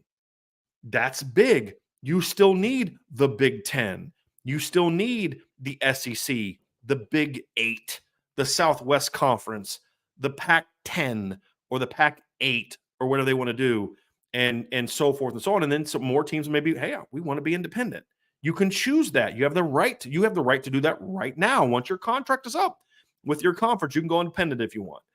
And I think that's what makes more sense, because now you're getting back to the regional aspect of the game, but with smaller conferences, you have more non-conference games. That's where you can kind of regulate. You have to play this, you have to play that. Because if you can only play Power 5 teams, and I would make a rule like you could play one, non-Power 5, whenever the group is, you can play one opponent a year that's not from that. That's fine. You go play some MAC team or whatever. But now you have to play outside your region, because you have to play outside your conference. You're going to have your rivalry games. Texas and Oklahoma will still play, because a lot of people don't remember, younger people don't remember, is Texas and Oklahoma were rivals for decades. But it wasn't until, the 90s that they were in the same conference, because Texas was in the Southwest Conference and Oklahoma was in the Big Eight. So they weren't in the same league, but they still had a rivalry. You'll see more stuff like that happen to me than the whole everyone's independent. So I do think that Chip Kelly was onto something. He really was. And my hope, my deep, dark desires for the game is that happens, that they break apart. And from this, and we get rid of this nonsense of these two teams dominating, And now you just got the Big Ten versus the SEC, and there's 30 some teams in both. That's stupid. Once you get into the point where that kind of happens, I would just love to see this whole thing crumble. And you have to kind of go back to the drawing board. Say, if you're going to be part of this, we're agreeing to a rev share. We're going to partner with these 5 TV companies. We've got to deal with ESPN. We've got to deal with NBC. We've got to deal with Fox. We've got to deal with CBS. We've got to deal with who all or whatever. And however much you're willing to pay into the pot is how many games you get to have. Or hey, we want to be part of this conference, but this is the buy-in. If you want to cover a conference alone, it's going to cost you this much to buy into the whole pot, right? Or it's like, if you pay this amount, then you get this many games. You pay this amount, you get that many games, whatever. So that we can have more TV deals, companies part of it. And then now you go back to the older conferences, because now if you're in the Southwest Conference, you're getting the same as you're getting in the SEC, same as you're getting in the Big Ten, as far as the TV money. And then anything beyond that, go raise money. Go raise money. Go do it how it used to be. I think that would be the best path, not all the teams being independent. That's just my opinion. I'm curious what you guys think about that. I'd like to hear that.